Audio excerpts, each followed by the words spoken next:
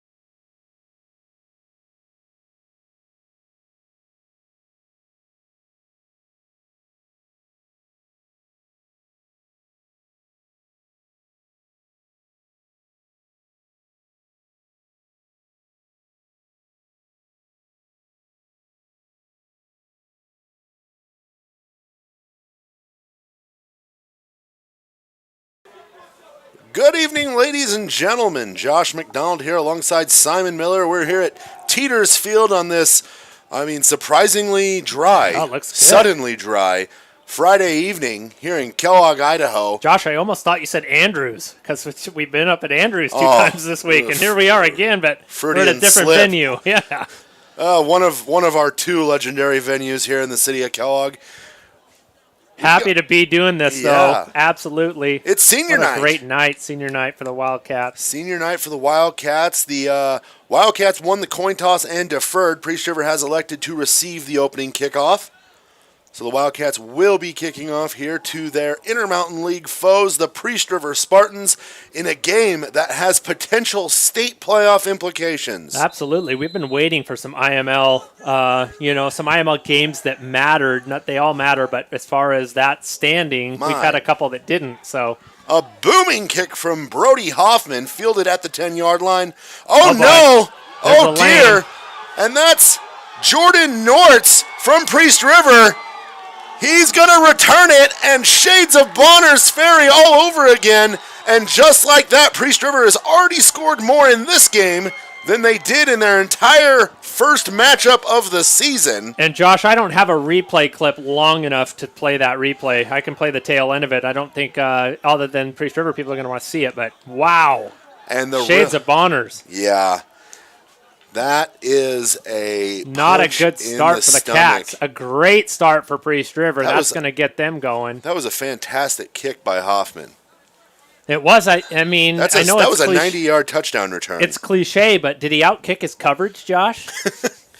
I think he did. I think he literally outkicked his coverage. Kicked them so far that they were winded by the time they got down there. Yeah, there was a lane there, and now the poor kid's got to be responsible for booting a field goal, and he knocks it through. Well, kudos to that kid, because that's a long way to run and then kick a extra point. I would have needed at least 3 minutes. If I ran that far, I'd need 3 minutes to get my breath back before I tried to kick an extra Josh, point. We're going to have a kickoff here again, I guess. Oh, my goodness. Boy, they're keeping us on our toes here. Priest River got off the bus ready to go here at Teeters Field. Well, it was just over 2 months ago that maybe not quite 2 months ago, that the Wildcats went up to Priest River and kind of knocked the chocolate out of Priest River up there. They did. They looked explosive. It was kind of like, hey, this is a new look Kellogg team, and I was like, yeah, this looks really good. 44-0 was the score of that game, and it's already 7-0 Priest River. This is a Priest River team that played Bonner's Ferry pretty tough last week. I believe the final score of that was 22-0 Bonner's. That shows a dramatic improvement, because I believe Bonner's Ferry beat them in their first matchup 45-0. Yeah, so this is just an up-and-coming, improving Priest River team. I mean, we have to imagine that they would be better from sure. And we're going to get a false start here, I believe, on the Spartans. And, Josh, how much of that is, we keep using the COVID-19 pandemic, but, I mean, it impacts everything. It impacts open gyms. It impacts, weightlifting. It impacts the beginning of the fall season. Who knows? Maybe Priest River had 10 or so guys that, weren't able to play or couldn't play. It impacts it all, the whole thing. The biggest part of these team sports is it really boils down to the things you can do as a team. Mm-hmm. And right now, in COVID times, you're kind of told not to do those things. You are. And so I do believe a high kick here. Oh, no. Popped off the ground. Trying to see who that was. I believe that number 22, that's Dayton Bauer. Tried to get a hand on it, could not grab the ball. And the Wildcats they got the benefit of the penalty to give them some field position, but as far as execution on the kick return special teams, they did not answer the call of the Priest River Spartans, which would have been hard anyway. But they didn't even... that was pretty... Dueling kick returns. Was not good. That's not a good sign. Let's hope that the offense has other things in mind. Ripley Luna for the Wildcats. Out of the shotgun, takes the snap, options out. That's Dayton Bauer with a whole lot of field to work with. Tries to cut back up. And unfortunately, I mean, it's still a pretty good gain. I believe he's going to get close to that first down marker. Yeah, and that was a good sign there. They're going to call it a first. Some good blocking there by the Wildcat line initially, giving them some room to work, which is not – it's been in short supply, hasn't it? Bauer, I think, could have had about 4 or 5 more yards if he had just bounced to the outside there. Well, let's count our let's count our positives, and hopefully we learn from them, and that's a bigger run next time. Inside handoff, Ripley Luna is going to get brought down in the backfield. That was a fast sack there by Deegan Goins, the 5'8" sophomore from Priest River. Now, I'm going to say initially, football's a game of energy, and I'm sensing a lot of energy from that Priest River side, and kudos to them for taking that trip and putting up with the rain and then the senior night, and well, here we are, Josh. 2 senior nights in a row, and it does have an impact, doesn't it? Yes, it does. Luna's going to fire one over the top, and Austin Miller can't grab it. Hit him right in the hands and just could not corral it, and kind of stared at his hands as though they'd betrayed him there for a second. I'm wondering if the ball is wet, residual from this rain. The rain has subsided, and it is a kind of a nice high 50s, perfect night for football. Boy, 2 hours ago, I was like, oh, boy. Yeah. Oh, no. High snap. And this is a nightmare scenario. Ripley Luna brought down deep. Yeah. Oh, no. And here we are, shades of the Grangeville game just 3 weeks ago. Wildcats coming out exceptionally flat. Super flat, and I just think that kick return put them on their heels, and that's where you've got to respond as a team. And that doesn't mean you got to respond right away, but they really have some regrouping to do. Brody Hoffman back to punt after the fumble recovery. Good snap there. Good kick by Hoffman. A lot of contact there, and that's going to be caught right on the 50. Well, Priest River couldn't have asked for a better start. A kick return for touchdown, and now they've got the ball on the 50-yard line. It's almost like that opening kickoff and coin toss didn't even happen, and they've got 7 points. And the Wildcats' first play was a 11-yard carry by Dayton Bauer. And then they just kind of abandoned and then made mistakes. So they've got some soul searching to do here. And under center here for the Spartans is number 12, Everett Hanna. Handoff there. Brought down quickly. And that was Kobe Rogers on the carry there. And Josh, while we have a slight lull, at least we have a huddle. I mean, we haven't had that for a while. Shout out here. Thank you so much, Simon and Josh, the broadcasting crew. I'm in Oregon visiting elderly family members, and I'm so thankful that I'm able to watch my boy play. Shout out to my son, Brody Hoffman. Nice kickoff, son. I love you. Stacy Hoffman, she's been sending those shout outs pretty regularly, Josh. Stace. She's now following us from Oregon, so. Stace, I'm sure Brody loves you too. That's pretty awesome. We also love you up here in the booth. Outside pitch here, once again, that's and that's once again Kobe Rogers on the carry. And I think we might have jinxed him, Simon, because the rain has come back. Well, it has. And maybe it'll just come back for the Spartan possession, and then it'll go away for when the Wildcats have the ball. Josh, maybe the rain will wake these Wildcats up and get some fire going. I know it's not ironic. I guess it could be. It could be ironic. It's a little backwards that the rain would bring some fire, but Wildcats need a little spark here. Yeah. And if it's in liquid form, we'll take it. We'll take liquid spark. Yeah. 3rd and about 9 here for the Spartans. Great chance to get off the field here for the Wildcats. And that's once again Everett Hanna under center. Man in motion. We're going to wait for him to get set. Oh, and we're going to get a false or timeout. Like a timeout or a procedure. It didn't look like there were 2 guys moving, but it looked like somebody didn't like what was going on. So yeah. Well, and number 80 actually, I don't know if if he's in motion and then he lines up. When he comes to a stop in motion and he's already ahead of the ball, Is that immediately a dead ball, or do the referees give him a chance to fix himself? I mean, usually those referees are pretty good about letting you know how if you need to back up or if you can get closer. I think if it's a matter of too many guys on the line, I don't think they stop it because that's a procedure, and it would just be whistled. Once the ball was snapped, then it becomes illegal. But it's sometimes the motion stuff that they just can't call until the ball is snapped and the play goes. Sure, but number 80 there. Looking for a name, Connor Burns looked like he was ahead of. Looked like he was ahead of the ball substantially. Yeah. So maybe the timeout saved it because that would have been false start, right, instead of a procedure. Yeah. Oh, and there it is right there. We're going to get a false start anyway out of the timeout. And I would be absolutely furious if I was head coach Jared Hughes. Out of the timeouts have a kind of just a discipline penalty right there. Yeah, especially when you've got momentum. Like, the last thing you want to do is just take the air out of the sails after you're just going full bore. Yeah. So Wildcats get a little reprieve here. And again, this is 3rd and long, so it's a chance to get off the field metaphorically because we know these guys are playing two ways, most of them, so really not. But it's a chance to get your defense off the field. Right, and this is where the Wildcats suffered last week. They had several chances to get off the field. Fumble on the play! And they're not even going to wait for 4th down as Brody Hoffman comes up with a fumble. Well, just after his mom emailed us and said, "Hey, I'm so glad I get to watch my boy Brody," he said, "I got you, Mom." I might not be Huey Lewis, but that is the power of love right there, Simon.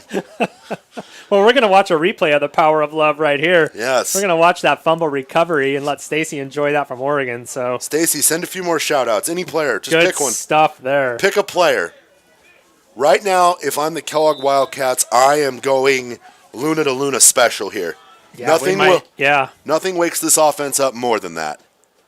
And right there. And there it is. There it is. Oh, no, a ball popped out, but I think they're going to whistle him down. Whoo!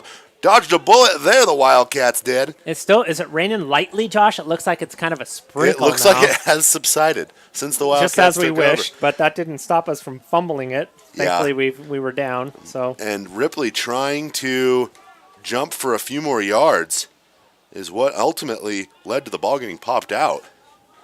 Another high snap. Well done by Colby to get that. Oh, no. He's got Ripley some room with here. all sorts of grass to chew up, and he's going to run out of bounds right about the 23-yard line. And I know you said Ripley reminded you a lot of Mahomes, and I still want to compare him to Russell Wilson just because of that scamper ability. They're both so elusive and good. I think that's a compliment either way. Either way, you're not if you're being compared to an NFL quarterback. I don't think he's going to complain. Yeah. His ability to improvise is really, I think, what sets him apart, and that probably is more of a Russ-esque trait. Sure. Luna takes a snap, drops back, has a man, floats it deep. That's KJ Walker. Oh, no good on the grab. And we are going to get a late flag, and I'm willing to bet that was a mouthy comment. Oh, boy. Post-play, a taunt. Are you saying that's a dead ball penalty, Josh? Yes. Unsportsmanlike, possibly? Yes, I am. You sound like you have seen this movie before. I have seen it a time or two. Well, let's see what we got. We know we don't have Rich Paulson, right? And they're moving. They're moving Wildcats' way, so maybe it was, as you say, but on the other side. Yeah, because if anything, I would have ventured to flag possibly KJ for a little push-off to make some room. But after he dropped that, number 80 turned around and definitely did something in KJ's direction. And I don't know that he realized that back judge was right there. Oh, no. Dayton Bauer, and we're going to have... We got laundry again, Josh. We're either going flat face mask or holding. We're going to take a look at that. It looks to me like really good penetration by the right tackle from Priest River. Yeah, we're getting a hold here. So even despite the holding, still couldn't even barely hand that ball off. Wildcats are going to have to clean that offensive line up, although they are moving the ball a little bit. Yeah. The holding penalty stings a little bit here, something the Wildcats are going to have to fight through. Fortunately, they definitely run a style of offense that bodes well for that. Luna takes the snap, has some blocking, gets away. Oh, and cannot stop. and loses more yardage on the rollout because he could not stop and get his footing. He had a few guys deep. I just don't know if he was indecisive on where he wanted to go with it. Or yeah, if he it just looked like he didn't like what he saw Yeah. initially, and then after that it sort of broke down. But So- I mean, I don't look for that. That's not a trend with this kid. He's gonna figure some stuff out. Well, and that's not as bad of a play if he doesn't slip and fall there. Right. 2nd and 28, fires to the outside, and that was a little bit underthrown or thrown behind Yeah. KJ. Yeah. Off that back shoulder too much. Didn't get him. Just too much of an adjustment to make there. The speed in which Ripley takes the snap and turns and has that ball over there. Yeah. though, it's impressive. And, Josh, when you throw those laterals, you've got to have arm strength. Those hang in the air too long and Yeah. they're ineffective, but he zips it. Yeah. So 3rd and 28 for the Wildcats here. Drops back. Doesn't have a ton of time. Floats one over the top, and he's going to overthrow his twin brother. And that's going to bring up 4th down. Now, I mean, inside the 35 at the 3A level really kind of puts you... Yeah, what's your benefit of punting? You're gaining maybe 20 yards of field position. Depending on how good the punt is. If it's a great punt, if it goes into the end zone, you gain 5 yards. Right. I mean, not detracting from our punter, but I think I'd go for it. I know Pete Carroll wouldn't. He'd take a delay so he could punt it. Yes. Oh, boy, another bobbles the mishandled snap. snap. Gets a good block there. And fires one across the middle. Oh, in and out of the hands of KJ Walker. Oh, that was a sweet throw. That was some nice improvisation and throwing against his body. That was almost a play of the ages right there. Yeah, that was great footwork and speed shown by Ripley Luna. But the damage there is it's not quite as good as an arm punt. It's not an interception, but if you had punted it into the end zone, you're looking at roughly the same field position. right. From the 30 here. Everett Hanna takes a snap. Not a lot of time. Running Early back. penetration there by the Cats. Kobe Rogers once again swallowed up in the backfield. Wildcat defense seems Who was that?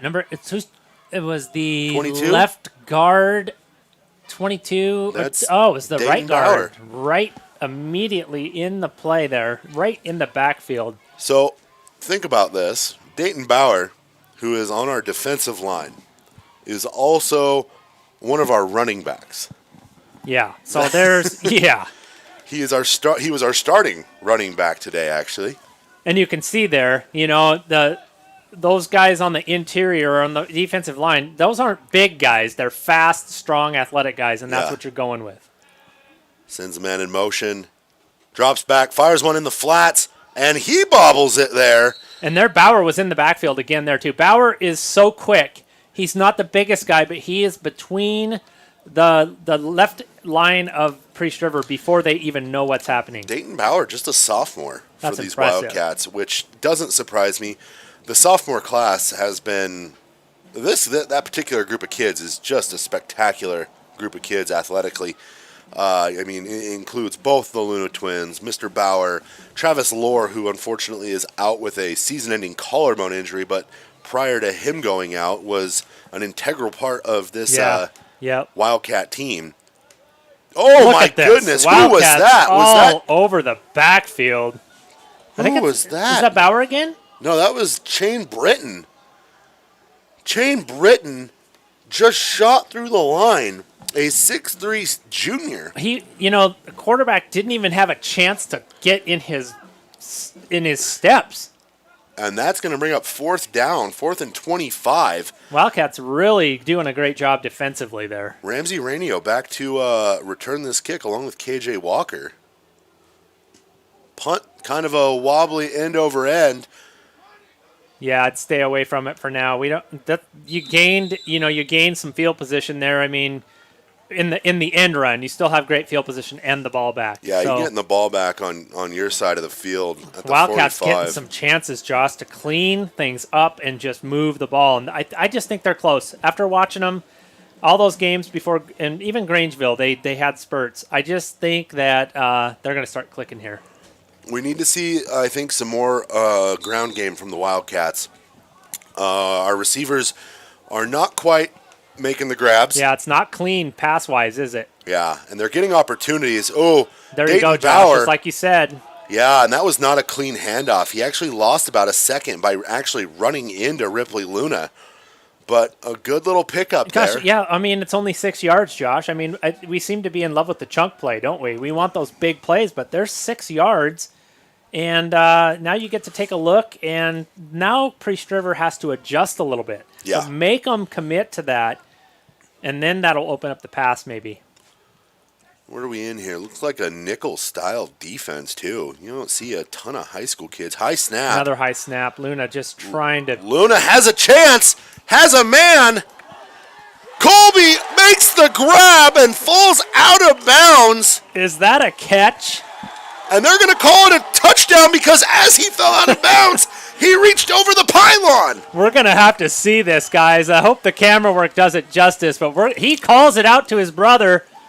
And we got late camera action, but I got it. There it is right there. He does reach up and grab it, and he hits the pylon. That is incredible. I am going to say that from my angle, I thought he might have stepped on the line. I can't believe the throw and catch, though. Yeah. And they're going to go for it here. I mean, why not? You've got all the momentum right now. I wouldn't be surprised to see Bauer take this ball out to the right side. Snap. Good blocking from Bauer. Ripley going to get swallowed up. And our offensive line has just not given Ripley Luna anything to work with. No, but Josh, I'm going to have you come over here, and we're going to take another look at that replay in full up here, and I want you to see the wave. I'm open. Oh. Brother to brother was like, hey, just throw it to me, brother. I'll get it. So there's the catch. And there it is. I don't know how he got that. Josh, we don't have a pylon cam yet. We don't. God, we got to get that going. We apologize, ladies and gentlemen. That's our next investment. Rick, if you're listening to this, pylon cams. I'm sure we can get some of those mounted. We can make that happen. Wireless technology is amazing. This would have been a really good time to have that camera on top of the old concession stand too, Simon. Well, it was raining, so I had to punt on that. No pun intended. Or pun fully intended. Absolutely intended. So now that... this is a lot more fun, Josh. This is a lot more fun when the Wildcats are slinging it and scoring points. And catch 22 right now, though, because now the Wildcats have to kick it off. Now they have to kick it off, and it has not been... Which is really where Priest River has had all of their success tonight. It has. This is true. Brody Hoffman, I'll tell you what, this kid's got an absolute boot on him. I don't know if just kicker, if there's an all-league. Yeah, maybe all-league special teams or all-league specialist. Because he kicks this ball. He's straight on, too. That's an old-school toe kick right there. Uh-oh. And and I was going to say, Josh, that's the disadvantage of the toe punch. It's got power, but it's not incredibly accurate. Yeah. In fact, I used to, back in the day in the mid-'80s, I was the T guy. It's like being the ball boy for the Wildcats. And the kicker, I can't remember if it was Tony Williams. It was Kyle Wombolt. So Kyle Wombolt was the kicker. Mm-hmm. And he had a special shoe that he would put on because it had a flat toe on it because he was a straight-on kicker. And I think those are illegal now. But if you're not a soccer-style kicker, that toe kick is really erratic, but it can have some power. Gosh, with a straight toe. That's some kicker nerdery for you right there, ladies and gentlemen. We had a principal for a while who had a nickname. Ralph the Toe Low. Ralph the Toe Low. My cousin's nickname, Josh, is Tony the Toe Truant. Kicked for Washington State University. Oh, fumble on the snap. And Priest River got it. I don't think he's happy that he got it. He was immediately devoured by a host of Wildcats.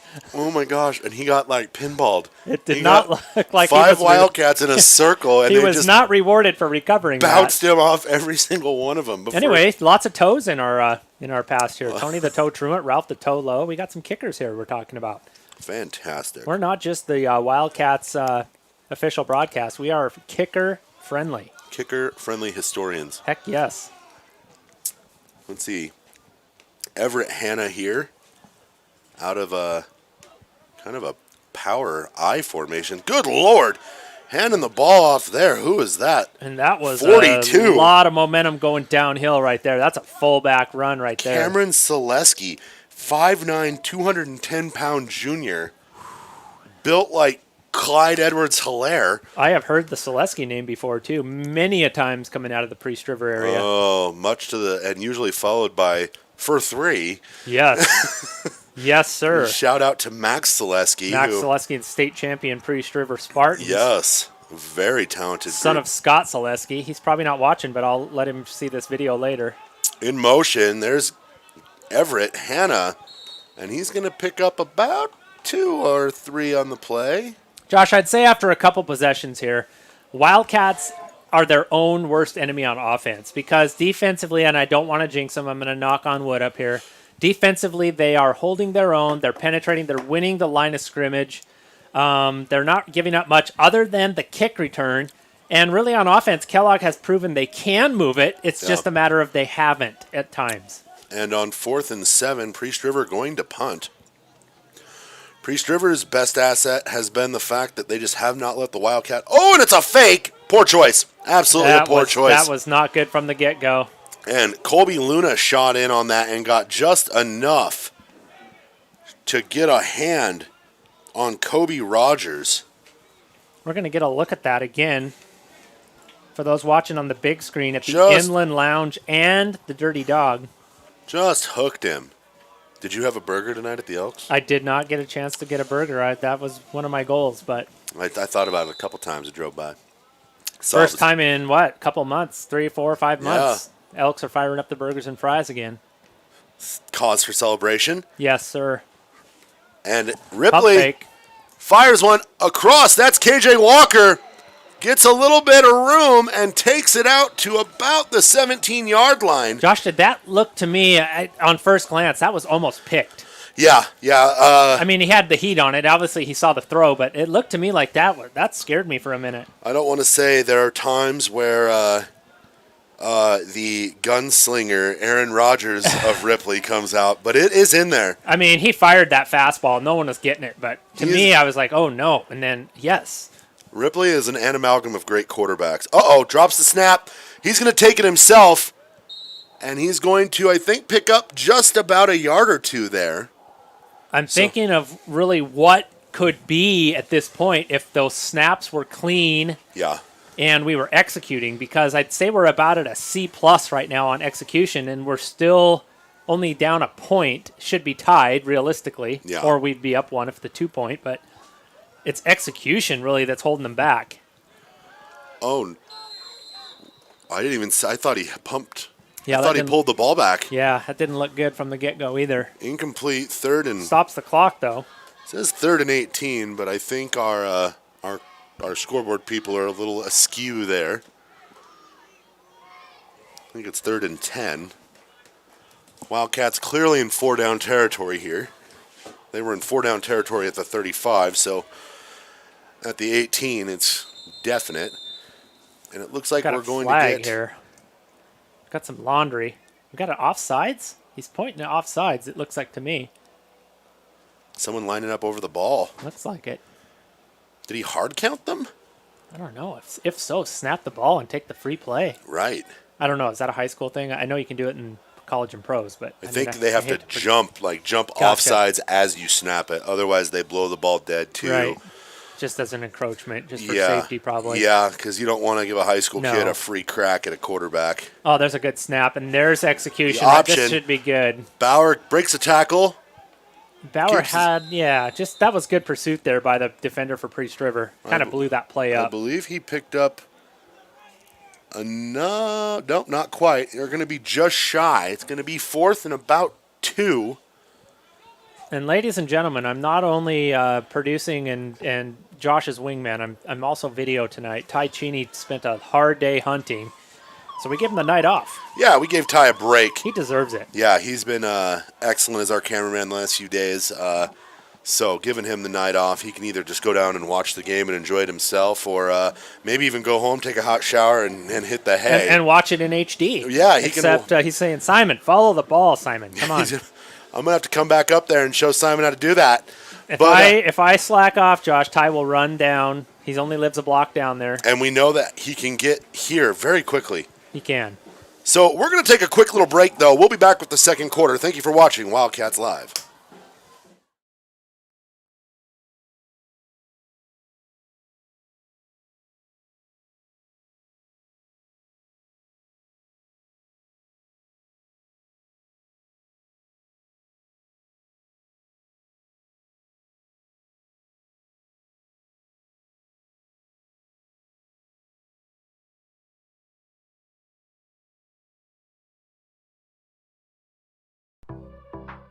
Located at 6600 North Government Way, ACI Northwest is the premier heating, cooling, and electrical company in the area. With more than 85 years of experience, they provide their customers with total home comfort and complete peace of mind. They do this through their commitment to professionalism and a written, unconditional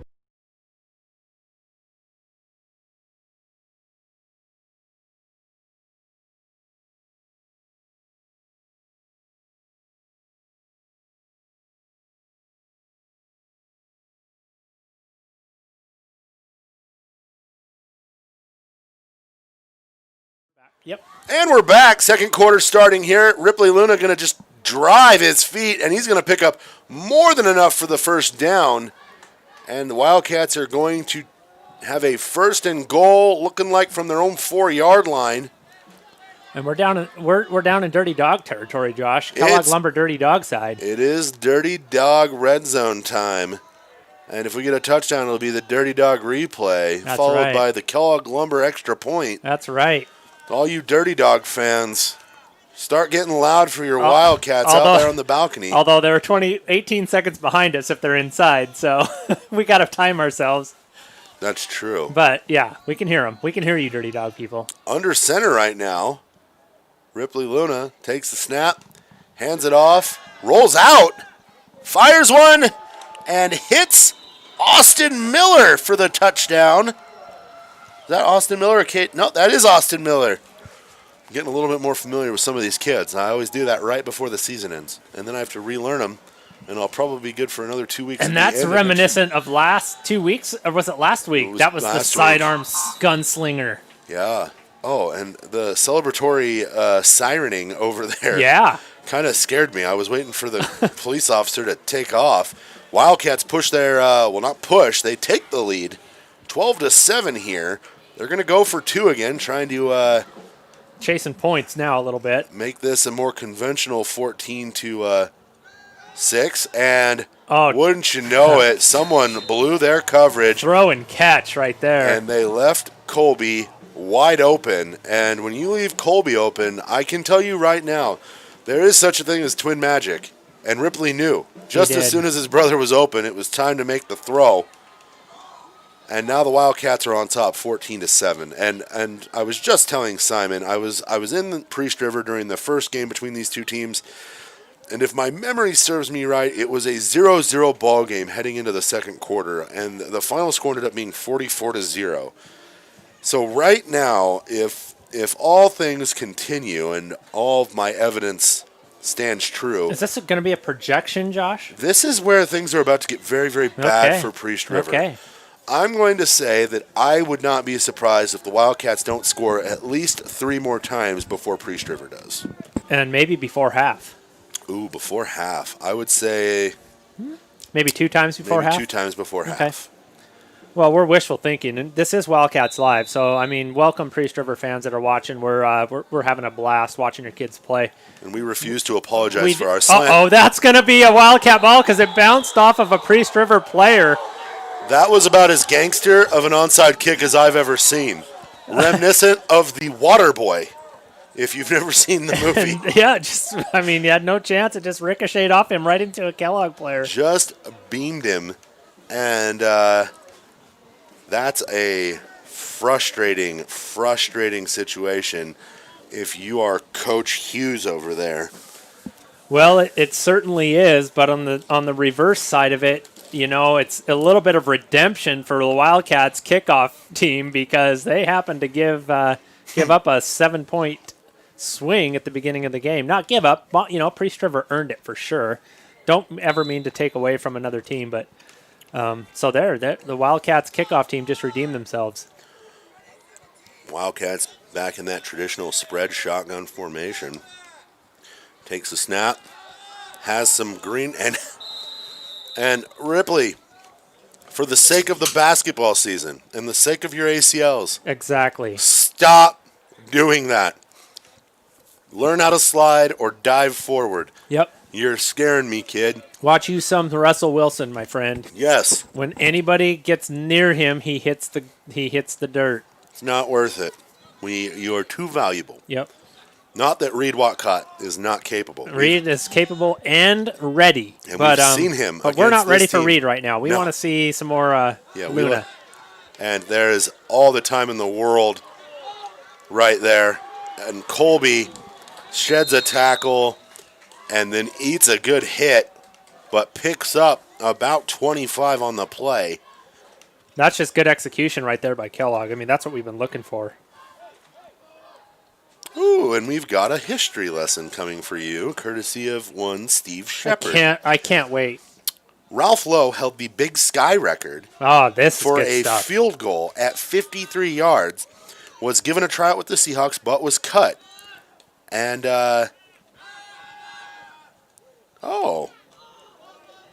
he's now a pastor in Meridian. He is a pastor in Meridian, and prayers to his wife. She took a tumble here, I think, last week or a little bit before that, Susie, as well. So Steve told me to give myself credit for knowing this. I can't take no, credit for Steve. We gotta give our source. I think the encyclopedia. We did brag Idaho about being historians there. Yeah, we did brag about being. No, but Steve, we're giving credit, Steve. We're novices compared to you. Absolutely.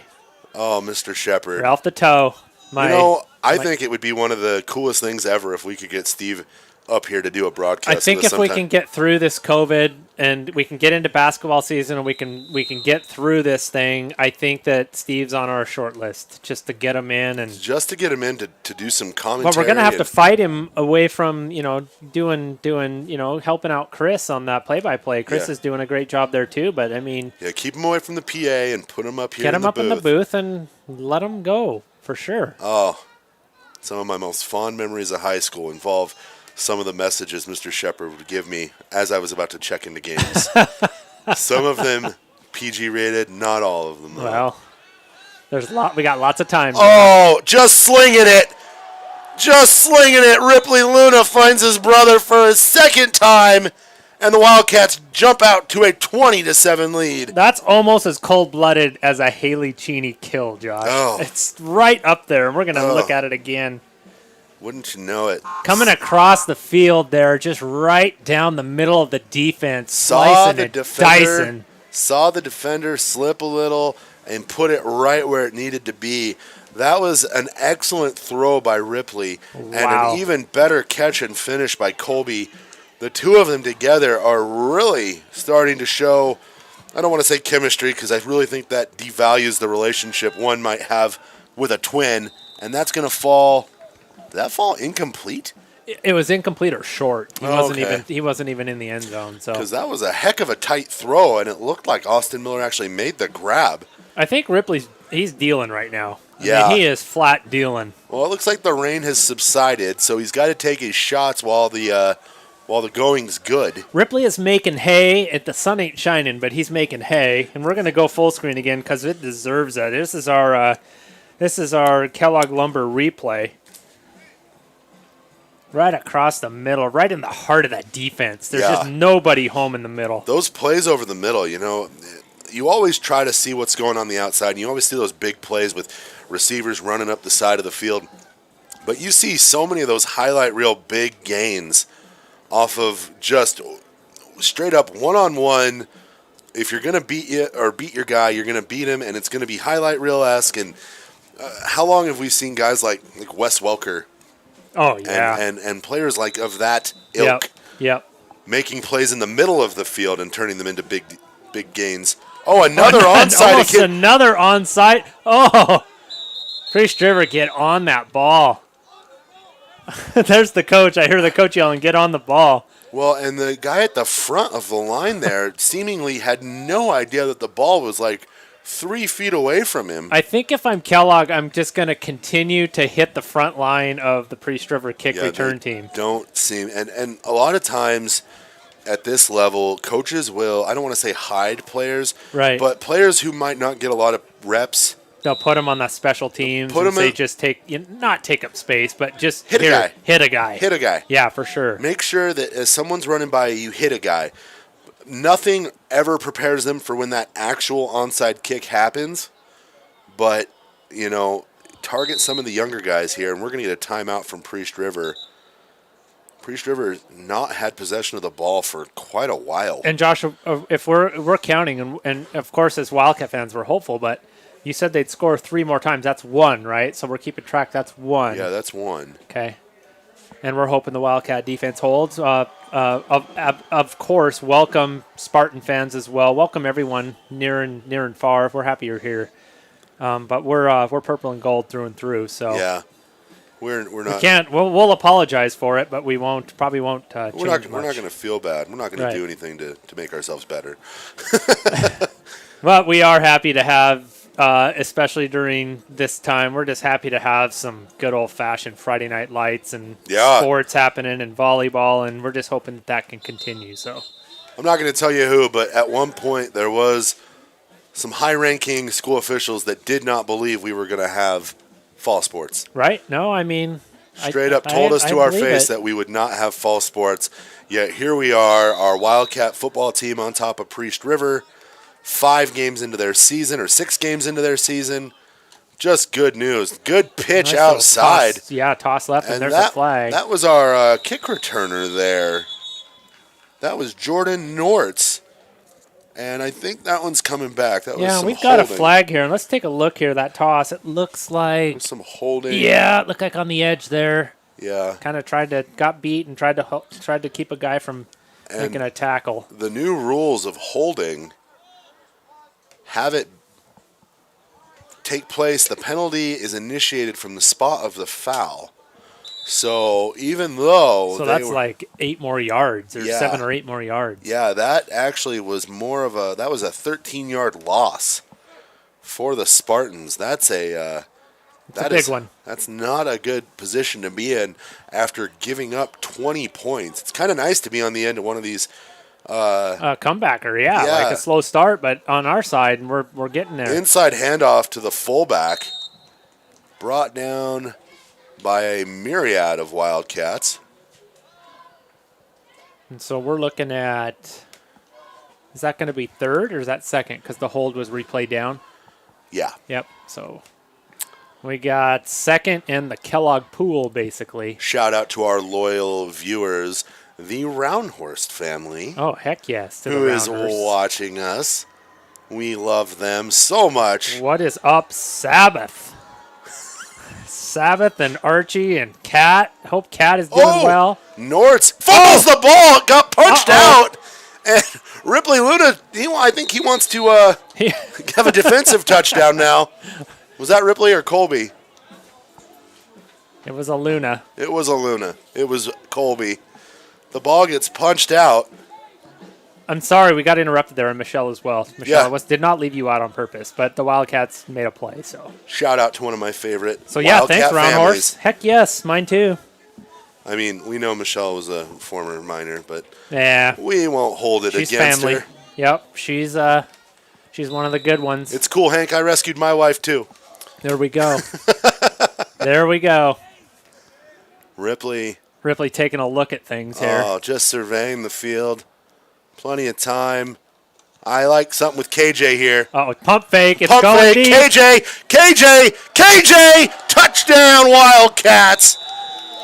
And you Call kinda, that. Josh, you kind of knew Ripley liked what he saw from the get-go. He turned, he looked, saw KJ one-on-one, and this is exactly the same play that the Wildcats scored the first time. Oh, what a throw. I mean, the catch too, but if somebody puts the ball in my bread basket, all I got to do is hang on to it. I'm going to do it.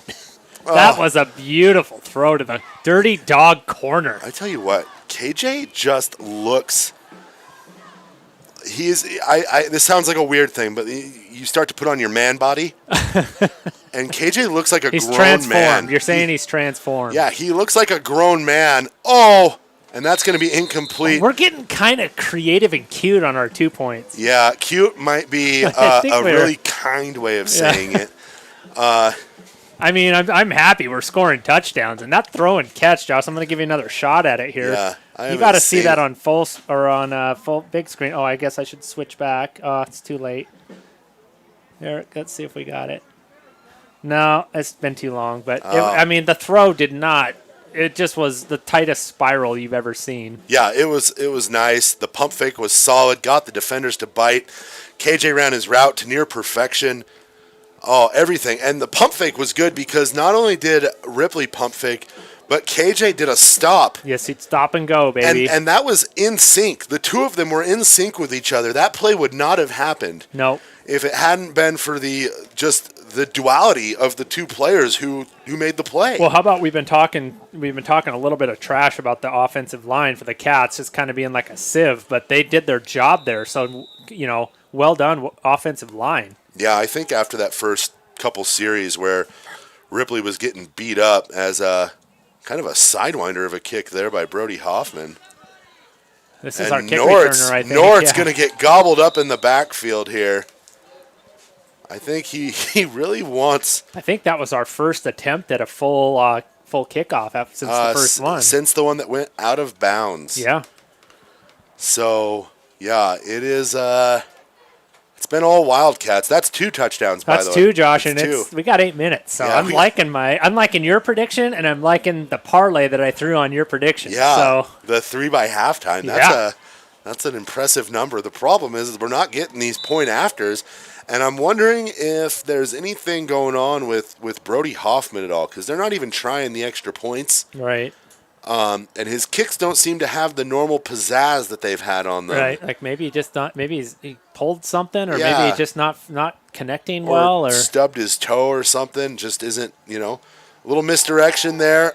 Oh, and he has a man wide open. But that's a problem. Ripley just drives him out of bounds.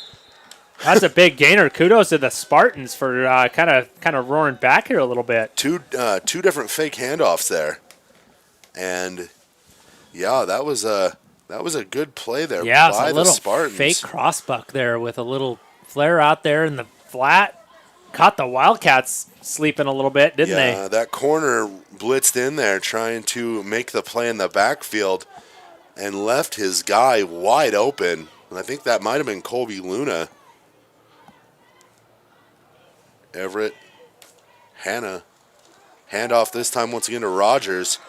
Rogers going to get brought down right about midfield. Wildcats still doing a decent job on their interior run defense. It looks pretty stout. It's not oversized, but they get into gaps quickly. Yeah. Aside from falling asleep there in the flat, they've done a pretty good job tonight. Yeah. 2 big plays for gains, though, for the Spartans after only negative yardage predominantly for their last few series. And maybe they've steadied themselves as well, and we're going to get a little back and forth here. Hannah, inside handoff to the big man there. And he had some room to run again. Once again, that's Cameron Selesky. Just a bulldozer. Cameron's got some room here. No one touches him until about 4 or 5 yards downfield, so good job by Priest River. That's terrifying. It's like he starts running downhill. It's not he gets a couple steps and he's downhill. No, this is a guy who, as soon as the ball's in his hand, he is a downhill runner. And you wonder if Priest River, Josh, is going to say, hey, we got something here. Let's go to the well as many times as we need to. Or if they're going to go, hey, let's try something different. And that would be what we would want. But let's see what happens here. I mean, there's not many. Uh-oh. And they did try something different. He They does did. get the playoff, though. Rogers makes the catch. Hit as he threw was Hannah there. But that was just by the skin of their teeth because he had someone in his grill from the get-go. Yeah. Those But are it the worked plays, out. though, that you want to turn into turnovers and points. The clock not on the side of the Spartans right now. It's ticking down, just under 6 minutes to go. Plenty of time, but the clock continues to tick precious seconds off. Yeah, I think at this point it's just one or the other. I think Priest River's going to move this, or Kellogg's going to have to make a stand and get it back. Man in But motion. time not a factor. And we're going to get a false start here. That's coming back. Saw that. It was the end there. Looking for a number. I believe 81. I could be wrong, though. Yeah, couldn't see it on the replay. Anyway, we're moving Moving Kellogg's we're moving way. east, which is Kellogg's way now. Not good if you're a Spartan fan. Not good. Clock continuing to tick. 5 minutes, 15 seconds. Check out our picture-in-picture scoreboard here, courtesy of some ingenuity by Simon Miller. Getting nerdy on us a little bit. Hey. Just seeing what we can do here to keep it going. Oh, Selesky. And it's like the Wildcats just realized it's going to take a gang tackle. And right there, Shane Britton just making plays. So Wildcats have gathered themselves here. That's good. And Britton's a pretty good-sized kid himself at 6'3" and 235. That's good size, yeah. He is definitely one of the few kids built to absorb the contact from the 5'9", 215-pound tank that is Selesky. 3rd and 8 for the Spartans now. Big down here. Wildcats with the chance to man in motion. stop this momentum. We'll see, though. Fires it into the flats. Has a man. Bringing nice him down. open field tackle. Oh, and just ganged up on after that. That's flying to the ball right there for the Cats. And that's Jordan Nortz on the catch. Catch goes, I think, for a loss. They're going to lose a yard. So, Hey, and Josh, speaking of the picture-in-picture camera, I did want to make sure I did not crop out number 30, Tim Bush, 91. Kellogg, number 30, Montana, 91. I wanted that to be up there the whole time. So yeah. Anybody watching, of course, all these Kellogg people know what we're talking about, but Bush family and near and far, Tim Bush is he's right in our hearts every single game. Yeah, he really is kind of the standard bearer for Kellogg football, and he's a benchmark that's going to be pretty hard for anyone to meet. Yep. Oh, no. Fires it off his back foot. Great defense there. Ramsey Rainio slipped. Ripley Luna got back to make a play in time, but Ramsey Rainio's eyes lit up. The freshman was thinking about returning it for some eyes points. got kind of big there, didn't they? And then he slipped and fell. Poor kid had his moment and slipped and fell. But, yeah, Tim Bush, if I'm not mistaken, he was all Intermountain League, all state, and then all Big Sky defensive end? Defensive end, yep. Yeah. Yep, for the Grizz. Yeah, just an absolute monster on the defensive side of the ball for the Wildcats, for the Grizz.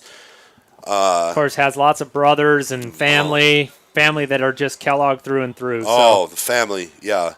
Timmy Bush, you're still with us. Yes, sir. Ripley Luna out of the shotgun, fires into the flat. KJ Walker sheds a tackle, but there's Selesky. Selesky was just like a bulldog just grabbing onto your pant leg. You're not getting out of here. And he hit KJ with everything he had there. Make sure KJ's okay. Would we have a flag on the play, or do we have officials talking about something? Trying to see if they're conferring about something. Flag down. Personal foul. Oh, wow. Maybe. Oh. Illegal hands to the face. Well, that's not going to be. That's not going to help our. Why is the clock running? Okay, no, it's not. Clock was running that whole time. So. Yeah, clock ran probably about 30 seconds off there. Which we need that clock. Yeah, we'd like it. We'd like to score and then get the ball back to start the half. I put my money down on 3 scores here before the half. So yeah, and we're definitely in position to do that. We've seen the Wildcats execute 2-minute drills, and we almost saw them pull one off against Timberlake last week before that ill-timed interception. It would be nice to see, and I see right now, if I'm Ripley Luna, I'm looking KJ Walker's way again. Yeah. He's got single coverage out here, doesn't he? Hannah drops, fires over the top. Is that Colby? No, that was not Colby. That was number 24. I believe that's Jace Garcia. Number 24? We do not have a 24 on our roster.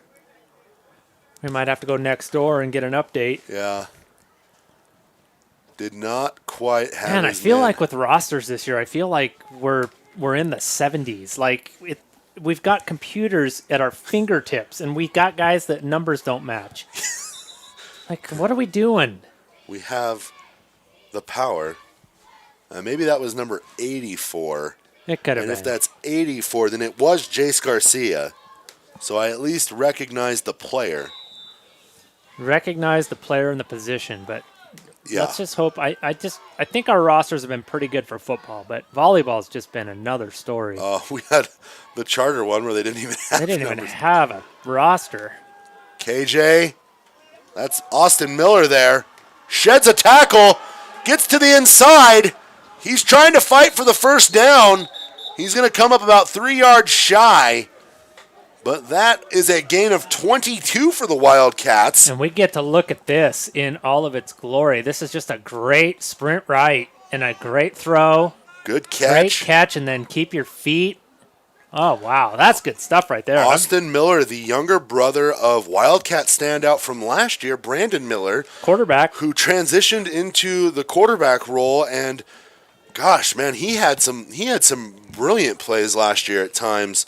And was a great contributor on the basketball team as well. So yes. That name is familiar to us. Pitch out, Dayton Bauer. So much room to run. Oh, my goodness. Look at him go. Oh, and he got popped. What a hit by North there. But not after Bauer just slices them. Yeah, Bauer had nobody near him for about 25, 30 yards. That's a huge pickup for the Wildcats. It's going to put him 1st and 10 here from the 27. Wildcats on the move. Clock stopped due to the ball going out of bounds, I believe. Plenty of time. Wildcats in striking Josh, position. it's Ripley time. He's licking his chops again. It's either Ripley or KJ. Oh, it's Ripley. Or Colby. Colby. Oh, the comeback. The comeback, and you called it. It's just it's a timing thing. The lead extends 45. Is the game automatically stop, or does the clock just start running? That I don't know. That one I am not up on. We have a mercy rule in Idaho football, but I am not sure what it is. And another onside kick attempt, and I think it has more to do with the injury, possible injury of. Because we have not had any onside kicking really at all this year, even in times where it might have been a little bit more wise to attempt one. Right. Josh, how about another cool shout out from we got some listeners that are just I love it when the Kellogg community is filling us in. Coulter Wood, Tim Bush's nephew. I think he's number 21 tonight. So fantastic. Not positive, but we do know Coulter is he's on the defensive Tim's line nephew, right now. and he might even be in the game right now playing. So he's right here playing D end. What a timely connection there. Uh-oh. Hannah goes down and got just accordioned there. Now, if that would have been Coulter Wood, then we would have been really having some Tim Bush vibes right there. Yeah. That was Carson Hudson on the sack there. The younger brother of another former Wildcat standout football player, Kyle Hudson. Who is one of our assistant coaches as well. KJ Walker here in coverage. They're going to try that little rollout again. Oh, and Ripley. Ripley was really kind right there. It was kind of like he knew he wasn't going to catch that, and he didn't. He just kind of held onto his hips and guided the guy to the ground. He could have probably flipped him. That's a pretty good sportsman right there. And say what you will, I mean, I don't truly believe that the Wildcats are onside kicking the ball for any other reason other than their kicker is not at full health. But the sportsmen and all that, Wildcats have shown incredible sportsmanship. Hannah rolls out, fires. Ramsey Rainio misses the tackle. Ripley Luna throws him to the ground, and that's going to take him back to about the initial line of scrimmage. And it looks like we're going to get a timeout here. That was some good pursuit by Ramsey. It just was an open field situation, and you've got to break that down and make that tackle. And it's not a bad play. It's just you got to finish it. And on 4th and 10, I believe Priest River taking a timeout here. What a... Yeah, and the clock, at this point, taking a timeout, you got to let the clock be your friend at this point. But maybe they're going to take a shot. I have to believe they're taking a shot. And if that shot seems to fail, which Wildcats... Well, it's 4th down, so if it fails, Wildcats will have a few plays. A half a minute to put another touchdown on the board. Yep. And I do think that they are definitely a team that doesn't need a whole lot of time to score. Well, no, they don't. We've seen that. And I'm getting word from our one of our correspondents here that the mercy rule is a running clock in the 4th quarter. Okay. Oh, and we're going double dipsy do. Oh no! Oh yeah, you don't want to throw it there. Let the clock run out. Oh no! And that's going to be change of possession would have stopped it anyway, but that's going to be Vantage Kellogg there. And yeah, if I'm the Wildcats, I'm taking one last shot here, and they're putting Reed Wildcat in right now at QB. I like that, and I don't like the play call there by Priest River. I think it's go for it, but if there's nothing there, eat it and let that clock run out, or make Kellogg burn a timeout. And I think one of the things that kind of bothers me about it is, the Wildcats have not been giving Priest River a lot of time. No. And to pull a playoff like that, you kind of need time. You need to at least be showing that your offensive line can... Yeah. I mean, that's 2 handoffs and then a pass, so you've got to have a lot of things go right. Wildcats definitely not ready here. Frustration down here from the coaching staff. Yeah. But, I mean, I think that they... maybe getting that second, getting Reed in there. Maybe personnel. Reed recognized immediately that he was missing somebody. We got some personnel issues, guys. Cats fans, that's okay. We got some. We were not used to putting a lot of different personnel in. Yeah, had the timeout, took the timeout, not a problem. And now the Wildcats will. I don't know if they were going to go victory formation, run out the clock, or if they were going to take a shot. Right. But now they at least have some time to think about what they want to do. I think if I know Coach Tim Kimberling, I think you might see one shot here, but you also might see something underneath that will go for a lot of yards to where you sort of have a really good shot, and it doesn't look like you're just desperately. But it's only halftime. This game's not over. It's not like you have to concede anything at this point. Yeah, with the Wildcats not hitting a lot of their conversions, too. I mean, that's given Priest River a little bit of a cushion here. Yeah. Wildcat takes a snap, has a little bit of time. He's going to try and make a play with his legs, but he's going to get brought down here, and it looks like Wildcats are just going to... They're going to let it go, or are they going to try to get one off? Coach Kimberling looks like he's busy down there. He wants Reed to get another shot at something. All these snaps are good. 7 seconds. Takes snap. Options out. Oh! Reed took a shot, but he got it off. Wow, he got his bell rung there. Yeah, Reed, I mean, he kind of goes, coaches, I know you're getting me in the game here, but give me something to go from. Yeah. Triple option, second play. Welcome to the big league, kid. He's a tough kid. That's why he's in there. Oh, and that was 2 different Spartans there that came in and just drilled him. That did not go his way at all. Nonetheless, 32 unanswered points for the Cats. Priest River came out of the gate hot, and does it rain in a little bit? I don't think it's raining much at all, if any. No, it looks like we've got... Beautiful night here at Teeters Field. Yeah, as always, the venue is among the best. I mean, if you rank it among high schools, I've gone and watched Carroll College football games, and they don't have a grandstand like this. Yeah, the covered stands really pretty special. Really changes the dynamic if you're on the home side. We got plenty of room if the Spartan fans want to make their way over. Absolutely. But yeah, the covered stands. I've always been intrigued by that, Josh, that we have a stadium with the capacity for a small college, and we make our 42 visitor fans sit over in the rain. Yeah. We got a whole stadium over here. You got a whole stadium in here, have 2 little sets of bleachers. But, hey, we're going to take a little break. You're going to hear from our sponsors. We'll be back with the second half. Thanks for watching Wildcats Live.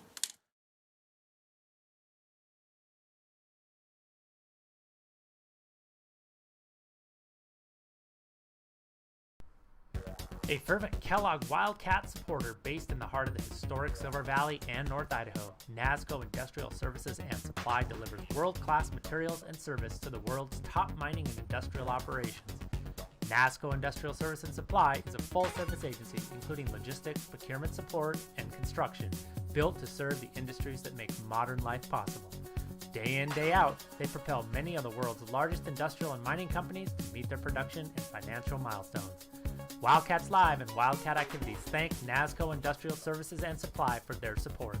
Visit them online at nissglobal.com or call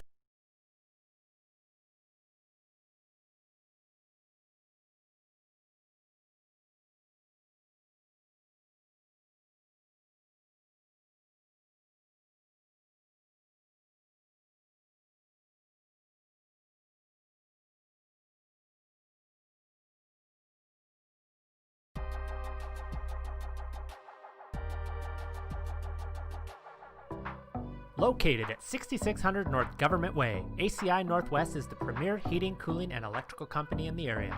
With more than 85 years of experience, they provide their customers with total home comfort and complete peace of mind. They do this through their commitment to professionalism and a written, unconditional, 1-year, money-back satisfaction guarantee on all residential installations. Call ACI Northwest today for excellent heating, air conditioning, and electrical services. The crew at ACI want to remind people that this time of year, furnace maintenance is important to ensure the longevity of your equipment and to avoid the nuisance of expensive breakdowns on the coldest days of the year. Ask how to save 20% on your maintenance and or repairs. Go Wildcats!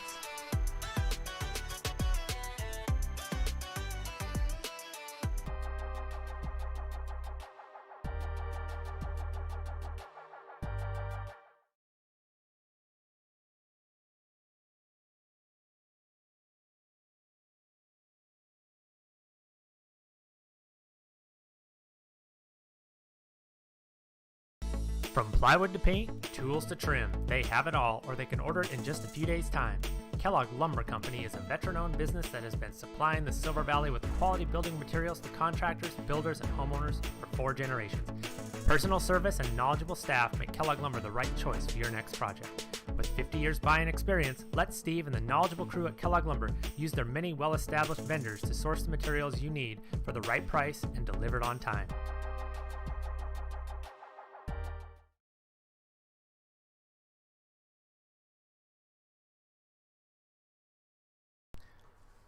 Top Pin Archery, located in the backyard of Kellogg High School, is your premier archery authority in the U.S. They specialize in 3D archery events, including the annual shootout at Silver Mountain Resort, a premier 3D archery experience in the Pacific Northwest, and the region's only OPA-style shoot. Top Pin Archery Events provides an archery experience that is not offered anywhere else in the Northwest. They are the authority on all things archery, and their premier events put the competitor first by offering unique awards, such as the opportunity to win money, even in the youth classifications. Top Pin Archery provides a 3D archery experience unrivaled by their competition. They put the archer first. Top Pin Archery is a proud Kellogg Wildcats and Wildcats.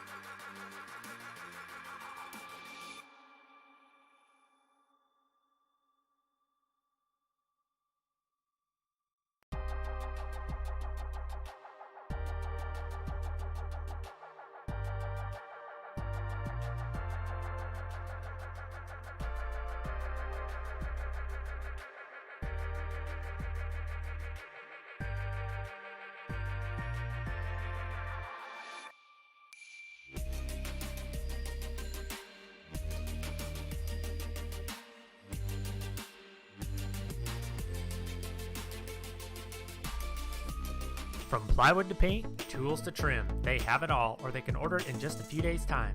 Kellogg Lumber Company is a veteran-owned business that has been supplying the Silver Valley with quality building materials to contractors, builders, and homeowners for 4 generations. Personal service and knowledgeable staff make Kellogg Lumber the right choice for your next project. With 50 years buying experience, let Steve and the knowledgeable crew at Kellogg Lumber use their many well-established vendors to source the materials you need for the right price and delivered on time. Kellogg Lumber, more than just lumber for 4 generations. Hometown proud sponsors of Kellogg Wildcat Athletics and Wildcats Live.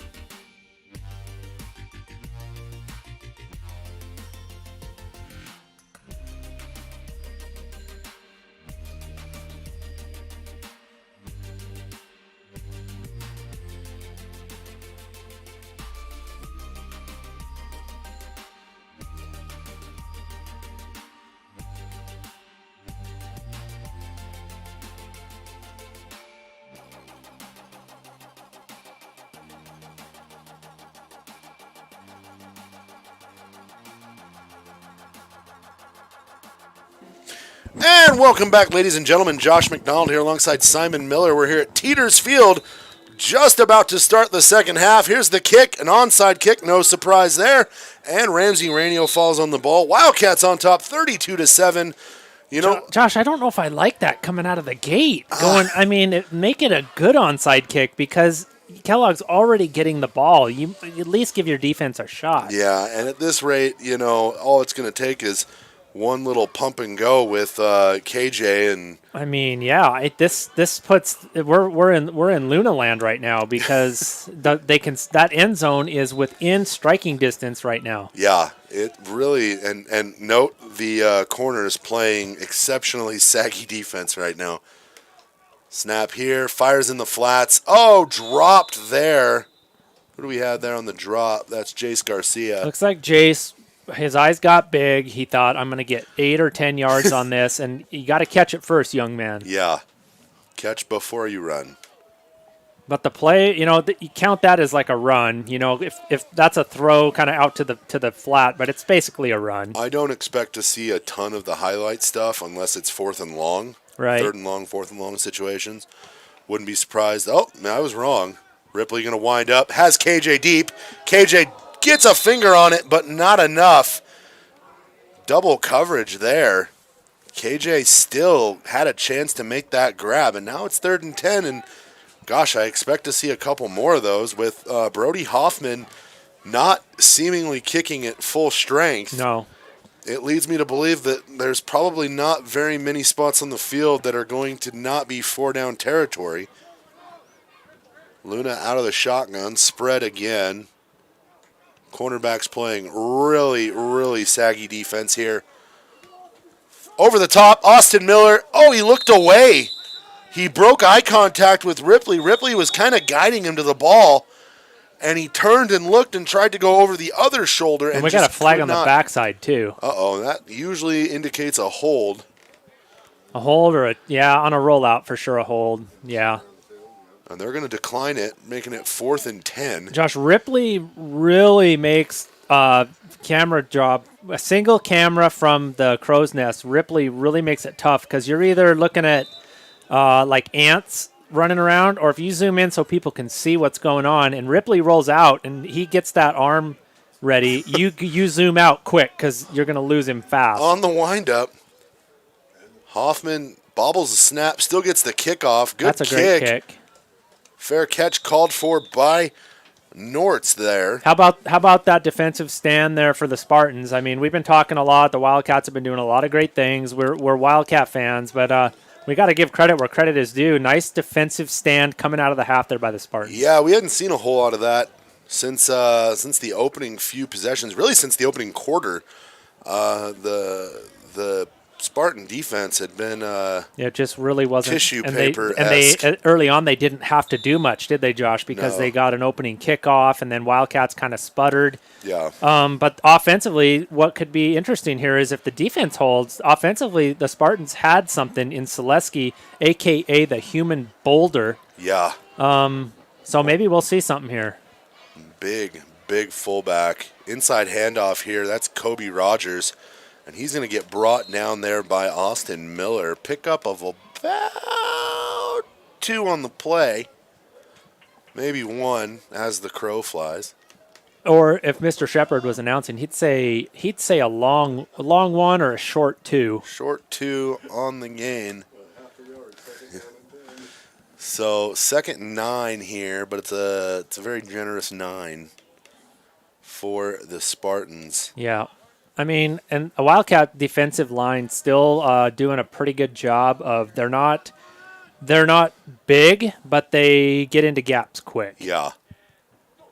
Hannah looks like was that a draw? I don't know if that was a fumbled snap or a designed keeper. I don't know what just happened here. Dayton Bauer just drove. It was number 70 for the Spartans there. That's Hayden Strange, a 240-pound freshman.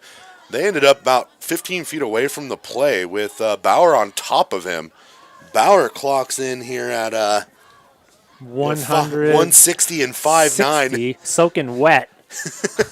He might be soaking wet. We right just now. had one of the coaches in the booth. Little secret here: the weights aren't accurate. We might have weighted a few things to our advantage. Our defensive line is like bars of service that gets small to big. 3rd and 5 here. Hannah takes snap, fakes the handoff, looking for that little out.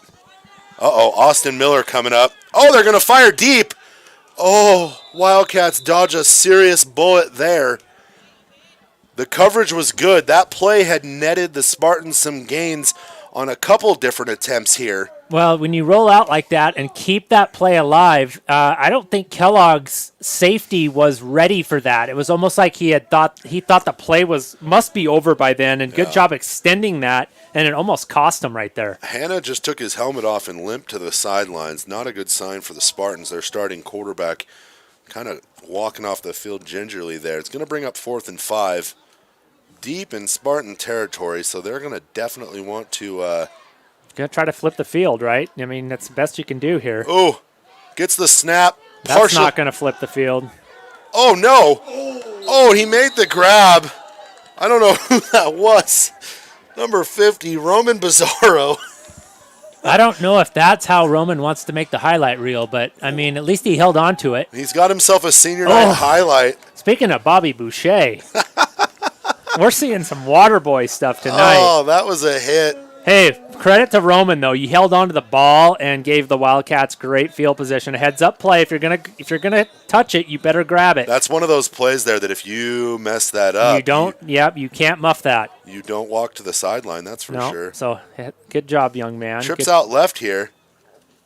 Roll out. Fire over the middle. That's Austin Miller. Miller gonna get a stiff arm, and he's gonna get to the 1. And I think we could see potentially our first rushing touchdown of the game, Simon. I'm telling you, this kid just makes the camera such a workout. I had to go down, and then I had to widen because he threw it. I had to get wide, get that catch, and get that run after catch. I love that the Wildcats are testing the camera with their offense. At the end of the day, Simon, we know that neither of us are a Tai Chini. We aren't. Ty's we just give so Ty good. the night off, and I just feel like there's so much pressure. He's so good at that camera. On 1st and goal for the Wildcats, still staying in that shotgun. Snap, keeper, and they tried to force it in tight there. They like that sprint right, Josh, and they like that zone flood concept. And sometimes he's got targets aplenty, and sometimes there's just nothing there. And that fell incomplete to KJ Walker. Trying to get him in the end zone again. I'm surprised they're not trying to give it to Austin Miller. Let that kid get the touchdown. He worked for it. So we're 2nd and goal now. 2nd and goal from the 1 3/4. I was going to say that play, I said that flood concept, it reminded me of all of their 2-point conversion plays. Yes. That's why I was thinking they were going for 2. They hadn't scored yet, but that was exactly their 2-point conversion kind of zone flood concept. Dayton Bauer right behind Ripley, followed by Ramsey Rainio. Oh, little dodging the tackle across his body. Oh, my goodness. Colby Luna almost grabbed that with one hand. And one thing these Wildcats are definitely capable of, it's the highlight reel catches. We have seen them. I feel like this offense is like watching a basketball team that just never stops running. Yeah. And your heart's in your throat all the time. And they make plays and you're like... They do. But you're like, oh, when do I get to relax? I need to breathe for just a second. Trying to see here. I would love to see the Wildcats run this in. I'd love to zoom in, but I just have no idea where this is going. And Ripley's going to take it in. And I think he's going to fall safely across the goal line there. He has no indication yet. He no longer has a helmet, which means he has to come out of the game. And it was only 3rd down, so they got it it looks to me like on the 6-inch line. I got a camera beat on it right now. They're going to call it short. And Reed, I'm guessing Reed's going to have to... Reed's got to play 4th down football right now. Come in and punch one in. Oh. Priest River's going to take a timeout. This is that odd. Actually is a terrible move by Priest River. Because he can come back in now, right? Yeah, Ripley is now eligible to return to this play. Poor Reed. Reed looking for his fantasy points to go up, and looks like if you got Reed on your roster, we're sorry, fantasy owners. It's looking like Luna's coming back in. I don't like. Oh no, Kellogg took the timeout. They indicated that it was Priest River. Yeah, they did. But that's going to be a timeout charge to the Wildcats. So the call by Coach Davidian to keep Luna in the game, so it would seem. Looking here to see what the play call is. I'm hoping to see. Oh, they're going to make Ripley take the sideline there. Even with the timeout. So, even with the timeout. Fantasy owners, I hope you got Reed Wildcat in your lineup because that is I didn't know. I don't know what the rule is on that, but maybe it's a play plus the timeout. Reed Wildcat, if I'm him, I'm following Shane Britton right across that line. Oh, no. He's going to stay on his feet. I think he dove and got across. Did he get in? He Touchdown! did get in! Reed Wildcat! That was pure Tim Tebow guts right there. He bounced to the outside, got hit early. He was stopped. And had the wherewithal to roll out and extend. That is a huge play. That is some really good stuff there from the freshman. Reed Wildcat making plays there in a situation that was not user-friendly. And is he staying in? Are we doing a 2-point conversion, or are we going to try to get this into the lumberyard? He's on the sideline. I think he was turning his helmet back around. Oh, my goodness. Reed, my friend. Toughness there by Wildcat. Oh, a fake. Oh, yeah. That was kind of a – we need some yakety sax to play while we're watching that there. And I don't – again, Brody Hoffman not even lining up for much of a kick there. Right. Josh, let's take another look at that. We got it on replay. Let's take another look at Wildcat just willing it into the end zone. Oh, that's good stuff. Yeah. Even his own player was like, oh, gosh, he's still going. I need to block somebody. Let me help you up, young man. And that was good stuff. Shout out from Michelle Roundhorst. Way to go, Rito. Rito for 6. That was big time. Josh, you don't know when your number is going to be called. If you're a backup quarterback, you've got to be ready. It's not you just got to do your thing and do your homework, and when your time comes, you shine just like Reed. And that the time came for him after a equipment malfunction. And I don't think that play was not cleanly executed, but he was like, I don't care. I watched the guy ahead of me make stuff happen. Yeah. I'm going to do it myself. Yeah, the guy who plays ahead of me is a magician, and if I want to play, I got to do a little magic myself. Well, he's every bit the oh no. I'm a little perturbed by this. You're just perturbed. You're concerned that Brody's got something going that he just can't kick it. And if he doesn't, I really don't like the call to keep going for onside. Right. Like, let me just be very clear. So you're saying this is you're up 25 and you're still pressing. Yeah, and it's a little. Well, I don't know.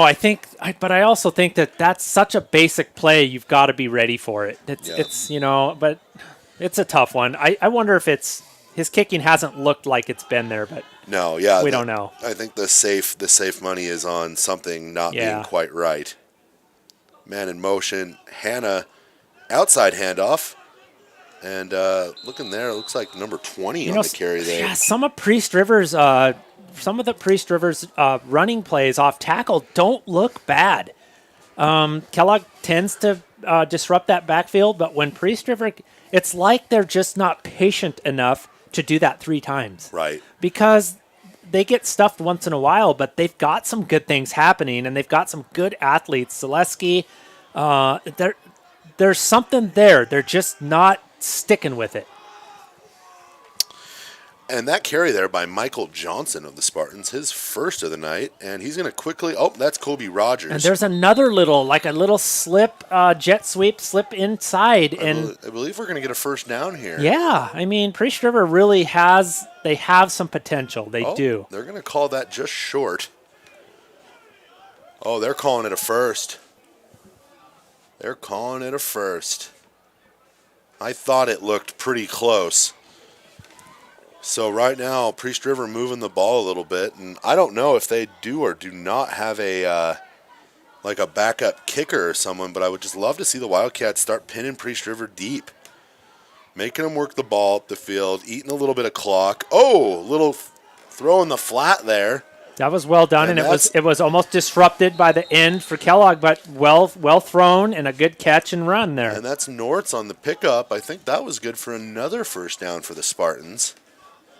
And right now, Spartans moving the ball, a little bit of life. Maybe it's, I don't want to give credit. I guess I do. I just got an email from Athletic Director Matt George, who's watching, and maybe he's inspired the boys a little bit here to get a little pep in their step. They have looked better since I got that email, Matt, so we'll see what happens here. We're glad to bring the game here to everybody. Priest River, welcome. Teeters Field. Teeters. We've been at Andrews almost all week, so. Teeters with its own. Ooh, a little quarterback draw there and a fumble. I think it's going to be blown dead. Hannah there. Yeah, and you don't want to do that while you're moving the ball a little bit, and you don't want to cough it up now. Of course, if you're Kellogg, of course, you want to cause them to cough it up. But Kellogg's been playing pretty stout defense. This is the first sustained drive for a while. Priest River's had a couple of, hit or miss, but this is the best drive they put together tonight. Wildcats rotating in some different players. I'm not trying to devalue the drive, but they've got some different guys out there. Hannah under center, sends the man in motion. Hands one off. There's the freight train again. Pretty good discipline by the Wildcats. Not a bad play by Priest River, and so there's a little bit more of a punch per punch here now instead of only about a yard gain on the play there. Yeah. 3rd and 4 here. 4 down territory, obviously. Wildcats could use a burst play into the backfield. Yeah, they had been getting some pretty good penetration with those fast defensive linemen. Yeah. The NASCAR package. But maybe getting worn down a little bit here. And they got the big fullback Selesky back there. Hands it off to Michael Johnson. Oh, and he's going to get brought down. And I'm thinking might have even lost a yard. Yeah, I was going to say he might have got back to the line of scrimmage. It didn't, seeing him go to the right, it didn't look like he wanted to hit somebody. He kind of didn't see what he wanted and kind of stood up. And once you stand up like that and somebody's closing on you, you're not going to get any yardage. And he had room. He did. I think he just didn't want to turn it up. But when you have room like that out there, you've got to make that decision and cut up. I know the one thing, as a person watching from over the top, we see everything. Those guys in a helmet, the peripheral might not be there. Selesky, I expect Selesky to get this. Oh, and they're going to go for the drive, and it's going to get stopped. Just a little no! QB sneak and the second surge there. Oh, my. And what usually results in a... Oh, they're going to call it a first down? See what we got here. He's initially stopped. I think probably the Wildcats thought that was going to be blown dead. You can't stop. You can't stop until the whistle goes, but it is a bit of a shame that, right now I'm not accusing our officials of anything, but I do think that right now they're giving Priest River a little bit of the benefit of the 31-point deficit. They're saying, hey, that's play. Normally we'd protect the player, but hey, I don't know. Give him the opportunity. Good effort. Give him the opportunity to at least try. Right. They keep sending this man in motion here, firing it out into the flats. It's almost like a screenplay. Ripley Luna wasn't having any of that. Yeah, Ripley Luna blew that up. That's good recognition there by the young player. And that's your quarterback making defensive plays behind the line of scrimmage. Quarterback's like, I know what this guy's up to. Yeah, I know your tricks. And right now, I just feel like the sustained effort from the Wildcats, I don't think they really care for the fact that Priest River has driven on them. Even with the short field situation, Priest River's chewing up a ton of time. Yeah, that's true too. That's part of the game. That's not that you're giving them yardage, but you're making them earn it. You're making them go down methodically down the field, and you can't do that. They don't have 6 more of those, you would hope. And we're going to get a timeout here from Priest River. Priest River's coach was already 25% of the field out there. He was. Hey, speaking of the field, we're in a timeout. Another great job here. They got it done yesterday when it wasn't raining. Field Yeah. looks awesome. Mike Lawley and Aaron Miller, Yes. our maintenance and custodian guys. Our maintenance crew is amazing. They come over here and just kind of get it done when they can, and it looks good again. It looks great. What a wonderful venue we have. We really do have such an awesome field here, and we only have if I'm looking at the schedule optimistically, we have one more home game here. Mm-hmm. After this, next week we have homecoming. Kellogg taking on Bonners Ferry in a game that will likely be the difference between one team having a road playoff game and one team being done for the year. Yep. These teams have already played each other in what was an absolute nail-biter of a I've been game. waiting for that for the whole season after how they played that game. Yeah, it was a quality game to watch about 7 weeks ago up in Bonners. Outside pitch, Kobe Rogers goes to cut back in on the sweep and pulled a Ripley Luna and just kind of slid about 2-3 feet there. And Wildcats able to make the play, and now what was 2nd and 14, and the Spartans just driving is Going now the wrong way now, boys. 3rd and 16 and clock ticking. I mean, it's been a good drive though. Time aside, which is not your friend at this point. Kudos though for coming out and fixing some things, and they're moving the ball and possessing it. It's just you need points at this. By this token, Wildcats have only scored 7 points here in this, 6 points. Oh, flushed out, overthrows his man. If you're playing this as the coach is playing, all right, let's go out and try to win the second half. Right. Well, you're down 6-0 right now, but you were up 7-6 at the end of the first quarter. Mm-hmm. And then you're playing scenarios because part of coaching is building, right? Yeah. So when the big picture might not be there, then you take smaller chunks and you make them into successes. And I'm looking at this roster, and I'm seeing 2 seniors so far, 3, 4. Not a heavy senior team, and the only ones we're really calling their name regularly are Kobe Rogers, and I think that's about it. So, a very young team. And they've got some numbers, Yeah. so that's good.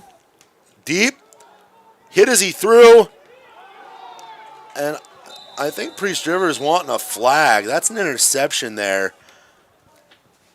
Colby Luna just kind of, I think the receiver's momentum was in the way, and that guy wasn't getting to it, so Colby kind of threw him out of the way to come back to the ball. I just watched that again, and he has every right to come back to the ball there at that point. Yeah. And, he didn't impede the other player. Yeah, there was he no fought way to go get to it, and yeah, there was no way the Priest River player was coming back to make that play. nope, that's a good play, I think. And now the Wildcats are going to have probably their steepest, longest drive of the game here if they can make some plays. It's 1st and 10 from about the 10-yard line. We got a Luna linebacker blitz there. fires one to Dayton Bauer there. Bauer up the sideline, and he's going to pick up a little bit, and there's flags all over the place now. And I want to say that's going to be a block in the back or a hold. But at that point, with the pass, kind of a release pass out there, it's almost like somebody personal foul. I don't know what that call is. Illegal block, maybe. Crack blocking, maybe. Yeah, I think that's what it was. I think that's probably that rule where if you're going to make a crackback block, you have to see it's got to be the perpendicular shoulder or less. And if it's anywhere behind where that would have been legal before, but part of protecting players is they're erring on the side of not allowing that. It was a great block, too. I just watched it on replay. From the spot of the foul, it's going to make this a 1st and 13 now. There's the pump. KJ Walker on the sideline goes up. Oh, and he got hit hard. And then Nortz came in and landed on him. He did not like that. Gosh, that was a beautiful throw. We got to look right down the cannon there. Yeah, that was a good throw by KJ. Just about brought that in. I think the hit there late by Nortz, not a late hit, but a late to the play. Yeah. was really what changed that from being a huge first down. Man, that was fun to watch from this angle. Just it was like you're looking right down the barrel, and here comes a tight spiral. And Wildcats have some single coverage here, and they're going to get it. That's Jace Garcia. He's got all the room in the world to run. Got a guy gaining on him. He's going. 93-yard touchdown. Big time pass and catch. That's some air yards right over there, the Josh. middle. Over the middle. And that is your fantasy play right there. Garcia has some jets on him there at the end. Yeah, he really, I think he saw guys kind of going stride for stride with him and knew that I got to get one more. I got to get one more step in before they get one. Wildcats, I got a replay buffer of about 8 seconds. You're going to go 90 yards. I'm going to have trouble catching the whole play. I guess I'm going to have to adjust that. I'm going to have to adjust that. Holy we can't use the same replay ability that we use for volleyball. No, sir. And we're going to get the kick here, and it's going to be good. The Kellogg Lumber extra point is up and good. And the lead is extended to 38 now with 1:40 left in the third quarter. Wildcats offense rolling here. Yeah, that was some really, really exciting and well-executed stuff right there. And they took a couple big shots, too. Yeah, that was a... Maybe I bet you that deep shot to Yergler, or Walker, KJ, it's got his grandma's Linda Yergler. I bet you that opened that underneath up. And when you open that underneath up, boy, if you break a tackle, it's off to the races. And Jace did. He did break a tackle to get through there. So credit to Jace, who had a couple plays early not go his way. So good on him for finally making the big play. And keep pounding. You know, there's no better time to do it than during an an Intermountain League game. And there's a boot, kind of a line drive. Oh, no. I'm just going to call that the stinger. Trevor Randolph. That kick is just a stinger, and if you don't, you just need to let it go through. Yeah, move. Because if it hits you, it's gonna ricochet. And the Wildcats, I mean, that wasn't an onside kick, Josh. That was just a flat Tiger Woods stinger. Yeah, and it hit him. And the best part was as he turned, you could see him visibly shrug. He didn't know where the ball went. Where did it go? That's just tough right there. Oh, poor kid. But Priest Rivers got the ball. They had a fairly successful drive, did everything but score last time. So let's see if they can kind of continue on that. Yeah, up until the interception there, which right there, the Wildcats haven't had a lot of forced turnovers. There's Nortz. Nortz, the kick returner from the beginning of this game. Pretty shifty right there. Kind of spins and dances his way to a 8-yard pickup there. So it's going to be Spartans' ball. They're still they're not giving up. Still a lot of time left.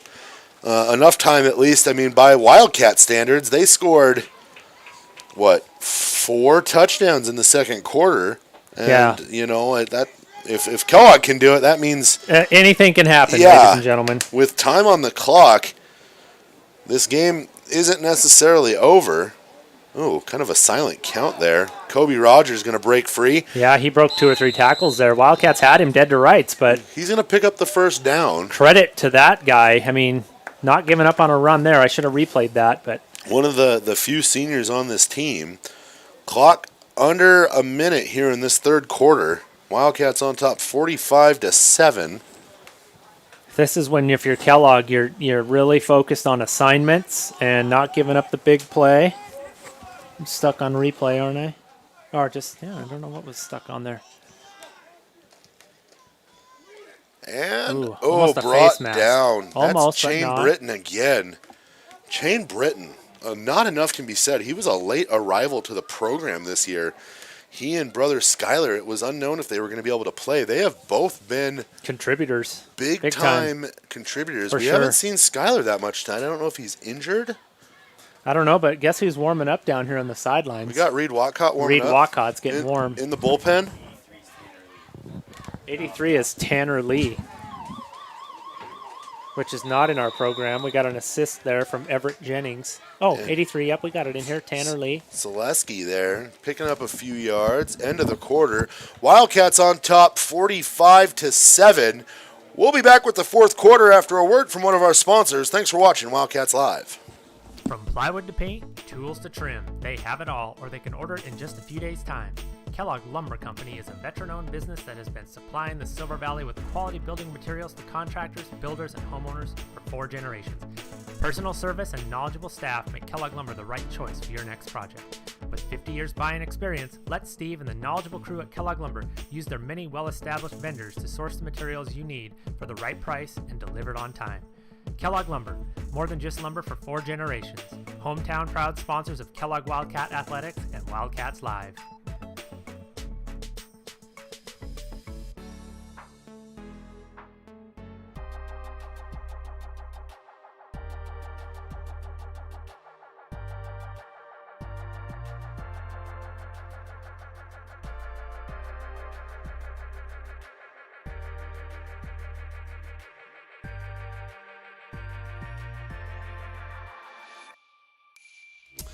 Welcome back, ladies and gentlemen. Josh McDonald here alongside Simon Miller. Beginning the fourth quarter. Hannah fires deep. Oh, hits his guy, but Nortz can't bring it in. And it's going to bring up 4th and 7 for the Spartans here. I'm Josh McDonald alongside Simon Miller. It is the fourth quarter of action. Your Kellogg Wildcats on top of Priest River, 45-7. It has been all Wildcats since the first kickoff, right? Since the 11:46 mark of the first quarter. It has, but that was a great kick return. Who was that, Josh? That was Priest River? Nortz. That was pretty exciting. Jordan Nortz took it 90 yards. He housed it. Would have had the biggest play of the game, but then Jace Garcia had something to say about that. He did. And just had a 93-yard touchdown reception. Sends man in motion. 4th down here. Uh-oh. And he's going to get brought down.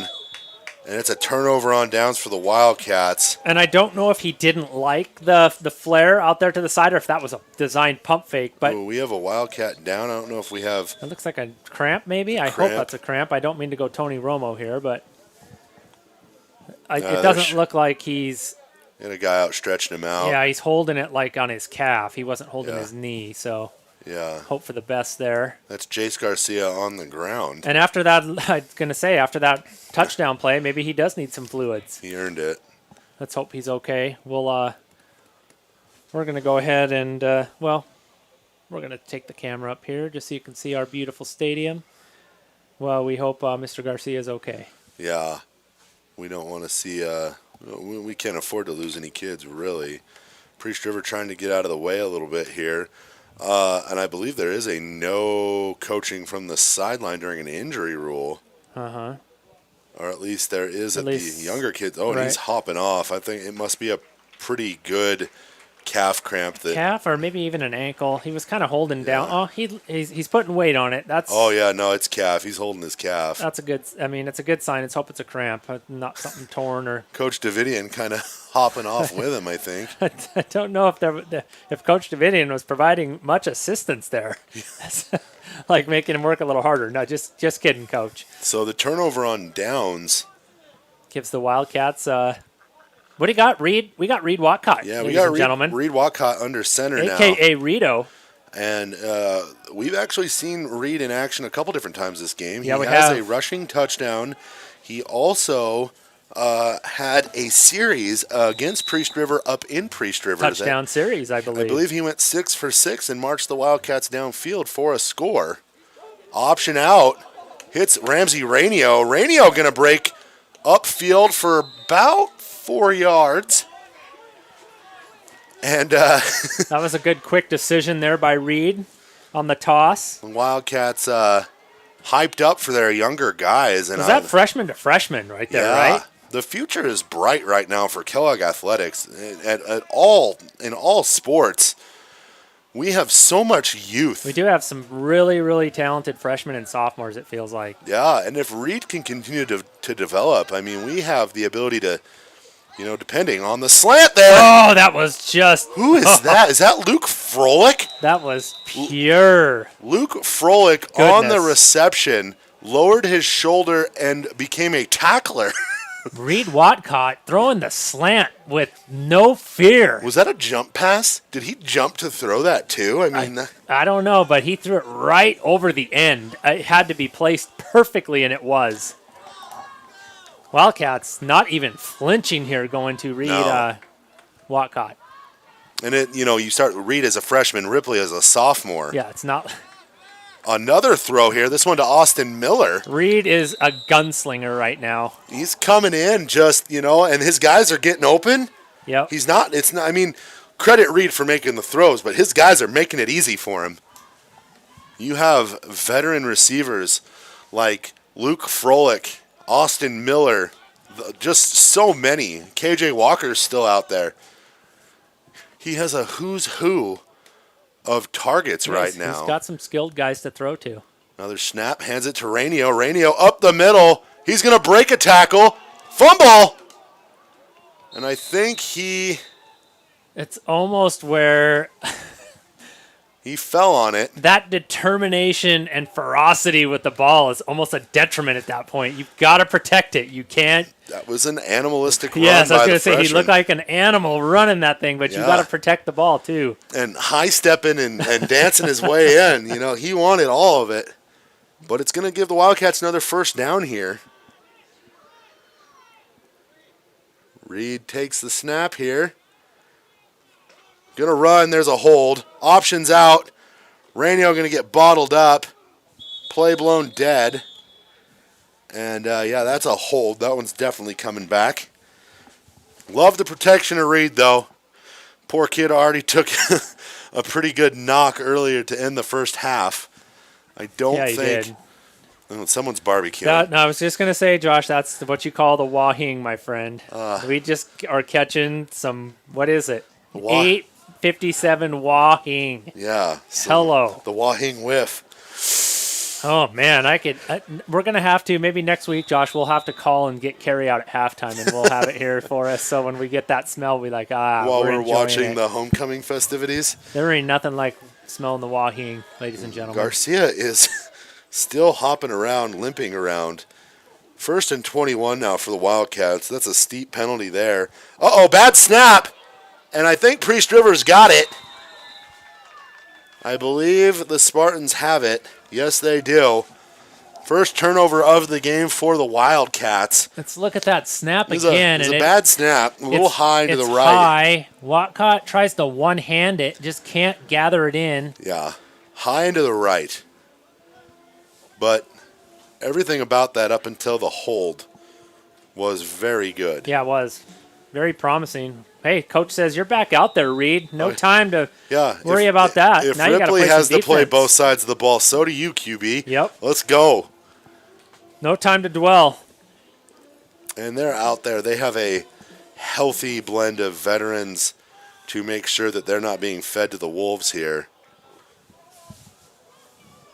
Let's see if Priest River can find some success here. They've had Nort's in doses, motion. He's and going to there's a cut hole. up the middle. Going to get... almost loses it. Spins out of trouble. Ooh, Lado. Tackled at second base. By Lado. By a Mack truck. Yeah. Was that Aaron Lado and his brother, Justin. If we want to talk about awesome Wildcat... Some family lineage. Justin Lado was absolutely the best defensive player that the Kellogg Wildcats have had in the last decade, I would say. Yeah, I would agree. Two-time defensive MVP. I believe he might have even been like the league MVP overall 2 years ago. And he excelled in other sports as well, and he did golf 1 year and then went back to track. And before COVID-19 came out, he approached me and said, "Coach, I think I want to golf again." And I wish I would have got to coach him one more year of golf, because he reminded me of the golfers now that are your Bryson DeChambeaus and your Brooks Koepka guys that are like they could play linebacker for somebody. And I was like, I got my own Brooks Koepka here. This guy can You have murder guys the that ball. can just crush the ball. Absolutely. So I missed out on that, and wish Mr. Lato well for sure. Guys that can turn a par 4 into a par 3. Absolutely. The only thing we just had to say is, I know you'd like to kill that thing, but you can't. Not every time. You can smash it. You can watch how these guys smash it, but you're going to have to do it the right way. So, but he was great to coach. Yeah, such a hard-working kid. For as aggressive and terrifying as he was on the field, he was the most soft-spoken, very, very gentle great human being I've ever spoken to. 100% agree. One of the nicest kids I've ever had the privilege of talking to. Oh, and they're trying their trickery again, and Nort's really getting the bulk of the hey, good work for him. here. Good for him because he has the ability. Again, I'm just going to kind of go back to this, Josh. I think Priest River has the ability to do some of this. They just need to figure out how to be disciplined and sustain it. Yeah. They just really do. I mean, the one hiccup in their plan is that the bulk of what their big gains have been off plays that are a little unorthodox. Right. And you can only run gimmick plays and a gimmick offense for so long before it catches up to you. And my immediate example for that is look at the Oregon Ducks football program, who has run so much gimmick offense over the years. There's a hold. That's coming. Oh, that's coming back. There's a hold and there's a brick pop. wall. Dayton Bauer just introduced himself very aggressively to Kobe Rogers there. But, you look at gimmick offenses, and they can get you somewhere. But when it all comes down to it, there's a reason that old school, hard-nosed, smash-mouth football still kind of wins out. Yeah. Because it's a tried-and-true system that works. There's a reason when you look at Well, if you look at an Alabama, they have that same speed, but they also have just power. Yeah, when you have the same trenches. level of recruits, but the version of the game that they're playing is just a brutal, old style that it worked for so long. There's a reason it didn't change, like a crocodile. Yeah, and it almost looks like Georgia's doing that this year. Oh, yeah. They found that recipe. Hannah rolls out, has a man to option out to, and does.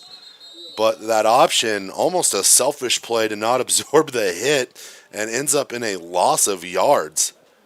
It might have been better for Hannah to even fake the pitch and try to lower his shoulder and get 2, because it's now 3rd and 14. The clock continues to run.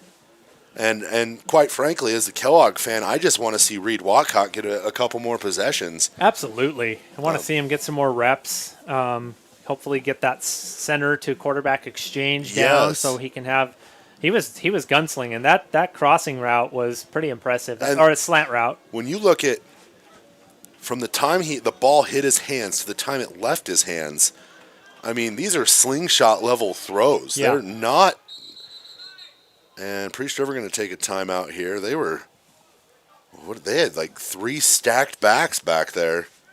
I don't know what that was. A lot of sneaky creative stuff happening in the backfield. Wildcats blending their offense and defense here. A level of freshmen and sophomores with tenured veterans. Guys playing big minutes. Dayton Bauer, shout out to Dayton Bauer. Just another member of this exceptionally talented sophomore class who, I don't think he's left the field. And he's young. Yeah, absolutely Sophomore. Young. Playing like a 3rd or 4th year guy.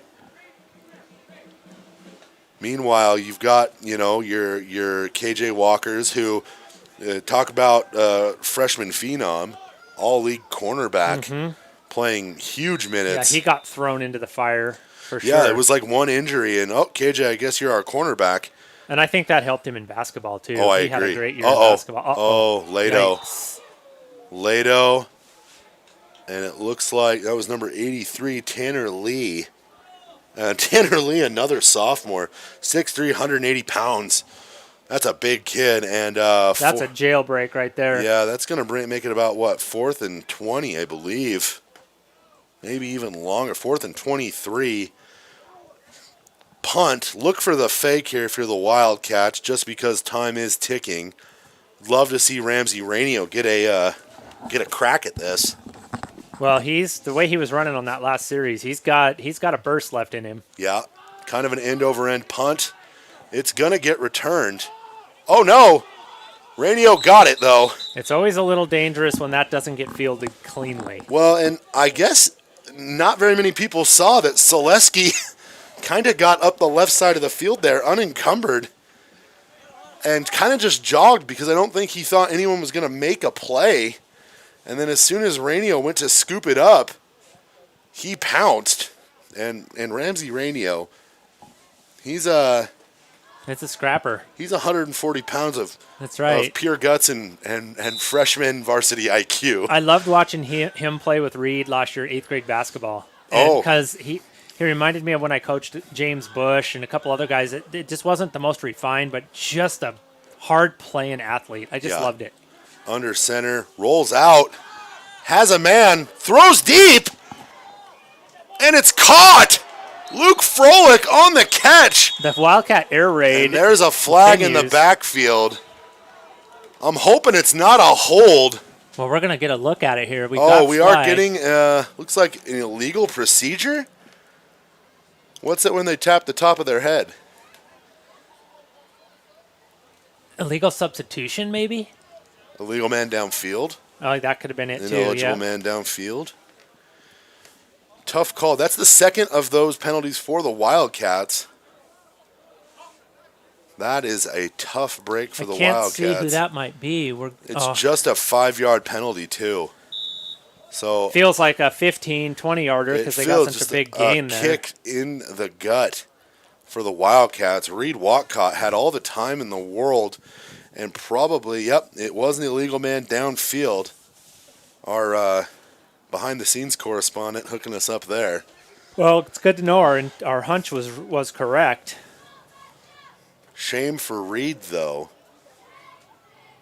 And, of course, our behind-the-scenes correspondent, Steve Shepard, who is we're going to call him a remote production assistant. Yes, absolutely. He's been on the back end for us for a long time. For a long time. Yeah, helping us with, hey, the sound's too loud. Hey, turn the sound off on the replay. I mean, I wrote a story a few years ago about this football field, about Teeters Field and kind of the history of it. And the whole thing, I was very curious about it, and it really got birthed out of this. The question was Teeters, was it Teeter? Is it and was apostrophe? was it an apostrophe? Right. Was it a possessive? And we needed to know. So all I did was I floated a question out to Steve, and he returned me such valuable information. I was able to take a lot of information and turn it into, rolling out. Oh, no, interception, Nortz. Wouldn't you know it? That kid has been all over the field for the Spartans. He's going to get a shot at the end zone, and he is going to score. Pick 6 for Nortz. Nice play by Nortz, and he's been everywhere tonight. Poor Reed got lit up there. Yeah, I mean, that's insult to injury because Reed probably wanted that throwback, and then you got to try to make a play, and then you're fair game. And he tried to make a play on the return, picked himself up, and actually made a comeback. But anyway, that's going to be the Spartans' first score since the opening seconds of the first quarter. Big play. Big play, not giving up. I don't know if you smell that, but I smell a comeback. Well, I smell Wahing. But no, Mr. Shepard sent me back such great information on the field, including some pictures and history, including the fact that at one point the field itself is named after a gentleman named J.C., nicknamed Pop Teeters, who actually played college football with the Joe Heisman at Oberlin College. Like the Heisman. The man who has the most prestigious award in college football named after him. Iconic trophy pose. So much good information came out of that. And that story is still one that I'm very proud of to this day. I actually think we ran it in a special all-class reunion handout. Yeah, it's a good time to run it. You know, one thing that I think would be kind of cool to do, and we've started it, but, you know, it would be nice to continue that collaboration with guys that know a lot. I know my dad does. My dad knows quite a bit. Mr. Shepard knows quite a bit. We've got a site, KHS Grads, and we've got some pages that we're working on called Traditions. And it would be great to just start to document some of this digitally. I've wanted to do it with sports memorabilia and records, but it would be great to do just for everything that is Kellogg and Kellogg High School, and all the way from band to athletics to drama, just sort of a digital Wikipedia of KHS, and that's just a matter of time. But I can't think of anyone better to go to as a primary source than Steve Shepard. I agree. Ooh, kind of a weird little squib onside attempt. Oh my goodness! Gotta get on that. And that might have been a live ball, ladies and gentlemen. One of the greatest kicks I've ever seen. Right up there with the old the delayed onside. What do they call it? The watermelon kick that we saw in the NFL a few weeks ago. That was a high kick to the side, went up, dropped, bounced a couple times, and settled just 2 feet away from the end line or the sideline. Yeah, you don't get much better than that in terms of onside kick attempts. No, that was close right there. I'll tell you what, that was too close for comfort, and I'm sure Coach Davidian will use that as a teachable moment. I mean, the kick was great though. But you got to get on that. Wildcats here, going to go back to Reed. KJ Walker running off the field. Played a heck of a game tonight. I think it wouldn't surprise me if KJ was done for the evening. And well-deserved. Yes. It's nice to see these guys get out a little bit. One-on-one coverage here. Catch by Dayton Bauer. Brought down after a pickup of about 2. Nice little get Reed back on track there. Yeah. It's kind of the same concept you see with when a guy shooting a basketball and he needs to see the ball go through the net. Yep. And after the interception and a few up and down plays here, for Reed to make the connection there. It looks like Bauer actually came out of the game kind of holding his arm funny. Wildcats here going back into their huddle. And Josh, at this point, getting dangerously close to a delay game. And we don't want to get people dinged up at this point. So Coulter Wood coming into the game for the Wildcats. Coulter Wood, that's right. Tim Bush's nephew. I'm assuming he's coming in at wide receiver. Making those connections here. Oh, they have him lined up as a running back.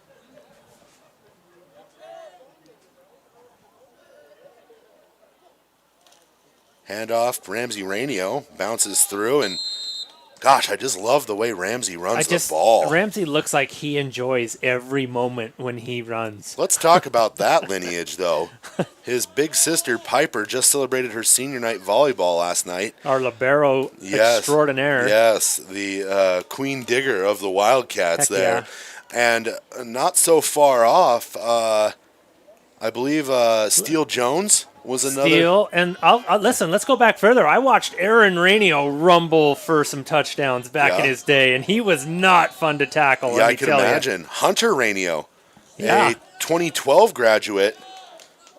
And it looks like on the carry there, that was Ramsey again, I think. I love the small town aspect of that, and I love just the connections and the family names and the cousins and the. Oh no, that was that Dayton Bauer? No, Coulter Wood on the carry there. Yeah, Coulter. Getting some reps. Hunter Rainio was probably the fastest human being I've ever seen in person. In various sports, it was both a gift and a detriment. Mm-hmm. A lot of travel calls because of the inability to slow herself down. Yes. But speed and power are both alive and well in this lineage here. I'm enjoying it. Bad snap. Oh, Ramsey. Ramsey picks it up, takes the pop. And on 4th and 1, I think we're going to get a turnover on downs. Yeah, if it's 4th and 1, the bad fumbled snap isn't the way we want to get the first down. No, and credit the Wildcats, sticking with their young guys, letting them play. Yeah. Not necessarily the result we want, but at the same time, these are incredibly valuable minutes when you don't have a JV program. That's right. And I don't know if Priest River does or not. No, they do not. COVID's really kind of hit all these smaller schools. Well, and these two schools both qualify to be they're 2A size. Yeah, this is a 2A game essentially. This is our cohort right here. This and St. Mary's and this would be the team that we would create a super league with St. Mary's. Maybe Orfino, maybe Grangeville, maybe we could talk Wallace into bumping up. Right. You know, this would be the two of the founding members of. Oh no! Oh, and there was a ref right there. Yeah. I think they're wanting a horse collar. That was just a good a wraparound. I think that was clean. It looked violent, but I think it was clean. Let's take a look at it. I don't think it looked. It was violent. But I mean, it wasn't a horse collar. No, it was up high. But nothing about it was illegal. It was what it was. Yep. Priest River looking to maybe cut into this deficit a little bit here. Drops back. Fires it. Sidearm. Uh-oh. Picked by Luke Froelich. Oh! Ladies and gentlemen. And kind of a nasty hit there. Froelich pops right back up, though. I mean, after an interception, you're still going to be happy, but somebody. Ooh. Oh boy, that was some high flying action right there. Popped up like a pimple on prom night. Oh boy. And Reed Wildcat into the game. And we've got the Wildcats. We've got some back and forth going here. We're at least testing our change of possession personnel. And I'm wondering if we're just going to see a few some victory formation here. If we can get the snap off, we've had some trouble here as of late. Oh, that is very much offsides. A little bit of stunt. Old Selesky came in for the kill. If I saw that barreling down, I would credit the Wildcat line for not flinching, though. Yeah. Credit the Wildcats for not flinching there, because I don't know many high school kids that would be interested in stand in there, right? Just standing down Selesky. But I guess, I see Shane Britton as the center, and he has been unafraid of everything. I mean, he has stood down Selesky. He's had several sacks. He has played a solid game. Good handoff there. That's Coulter Wood on the carry. Tough yards there for Coulter. Wildcats still moving the ball a little bit. 2nd and 1, 2nd and 2 here. Wildcats firmly in possession here. They'll move to, I believe, 2 and 3 on the season. I believe 2 and 3. Losses to Bonners, Grangeville, and Timberlake.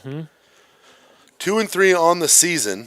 Feels like it just because of those couple of weeks where we just had nothing. We lost cancellations. Games. It just feels like the season is longer than that, but just not as many games.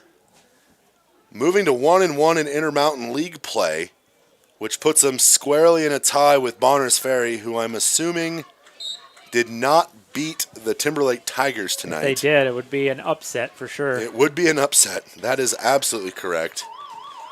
And your final score, Kellogg 45, Priest River 14. We're going to take a little break. We've got the alma mater for you. We'll be back with a little shop talk after the alma mater.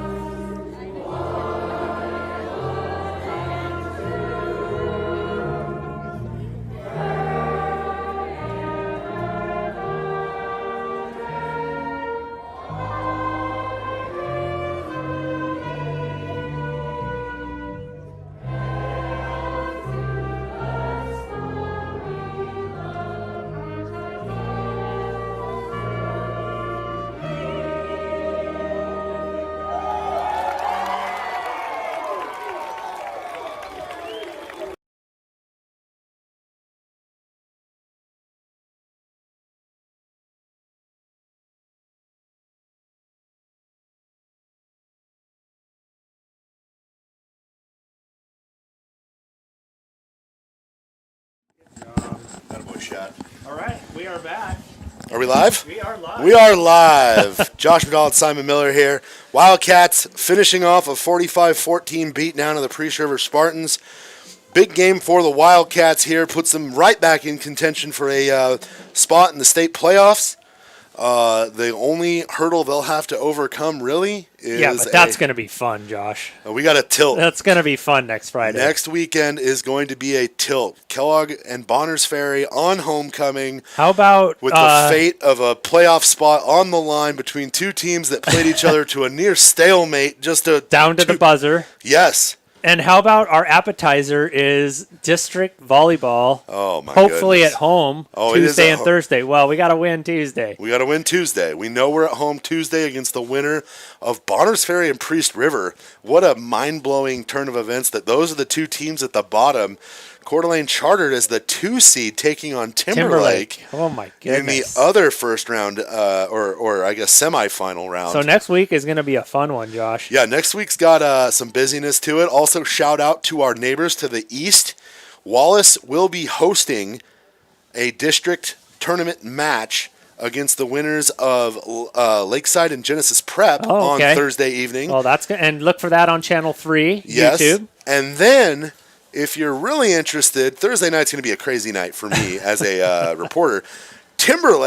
Mullen will be hosting the winner of Clark Fork and Kootenai with a shot for state volleyball on the line. Yes, in volleyball. So Silver Valley is where it's at next week for sports. Unfortunately, Josh has got to cover them all. Yeah, we are 1 week away from potentially sending 3 teams in the Silver Valley to state volleyball. That would be awesome. Shout out to our local athletes across the Silver Valley. We might be Wildcats live, but we love seeing our local athletes succeed.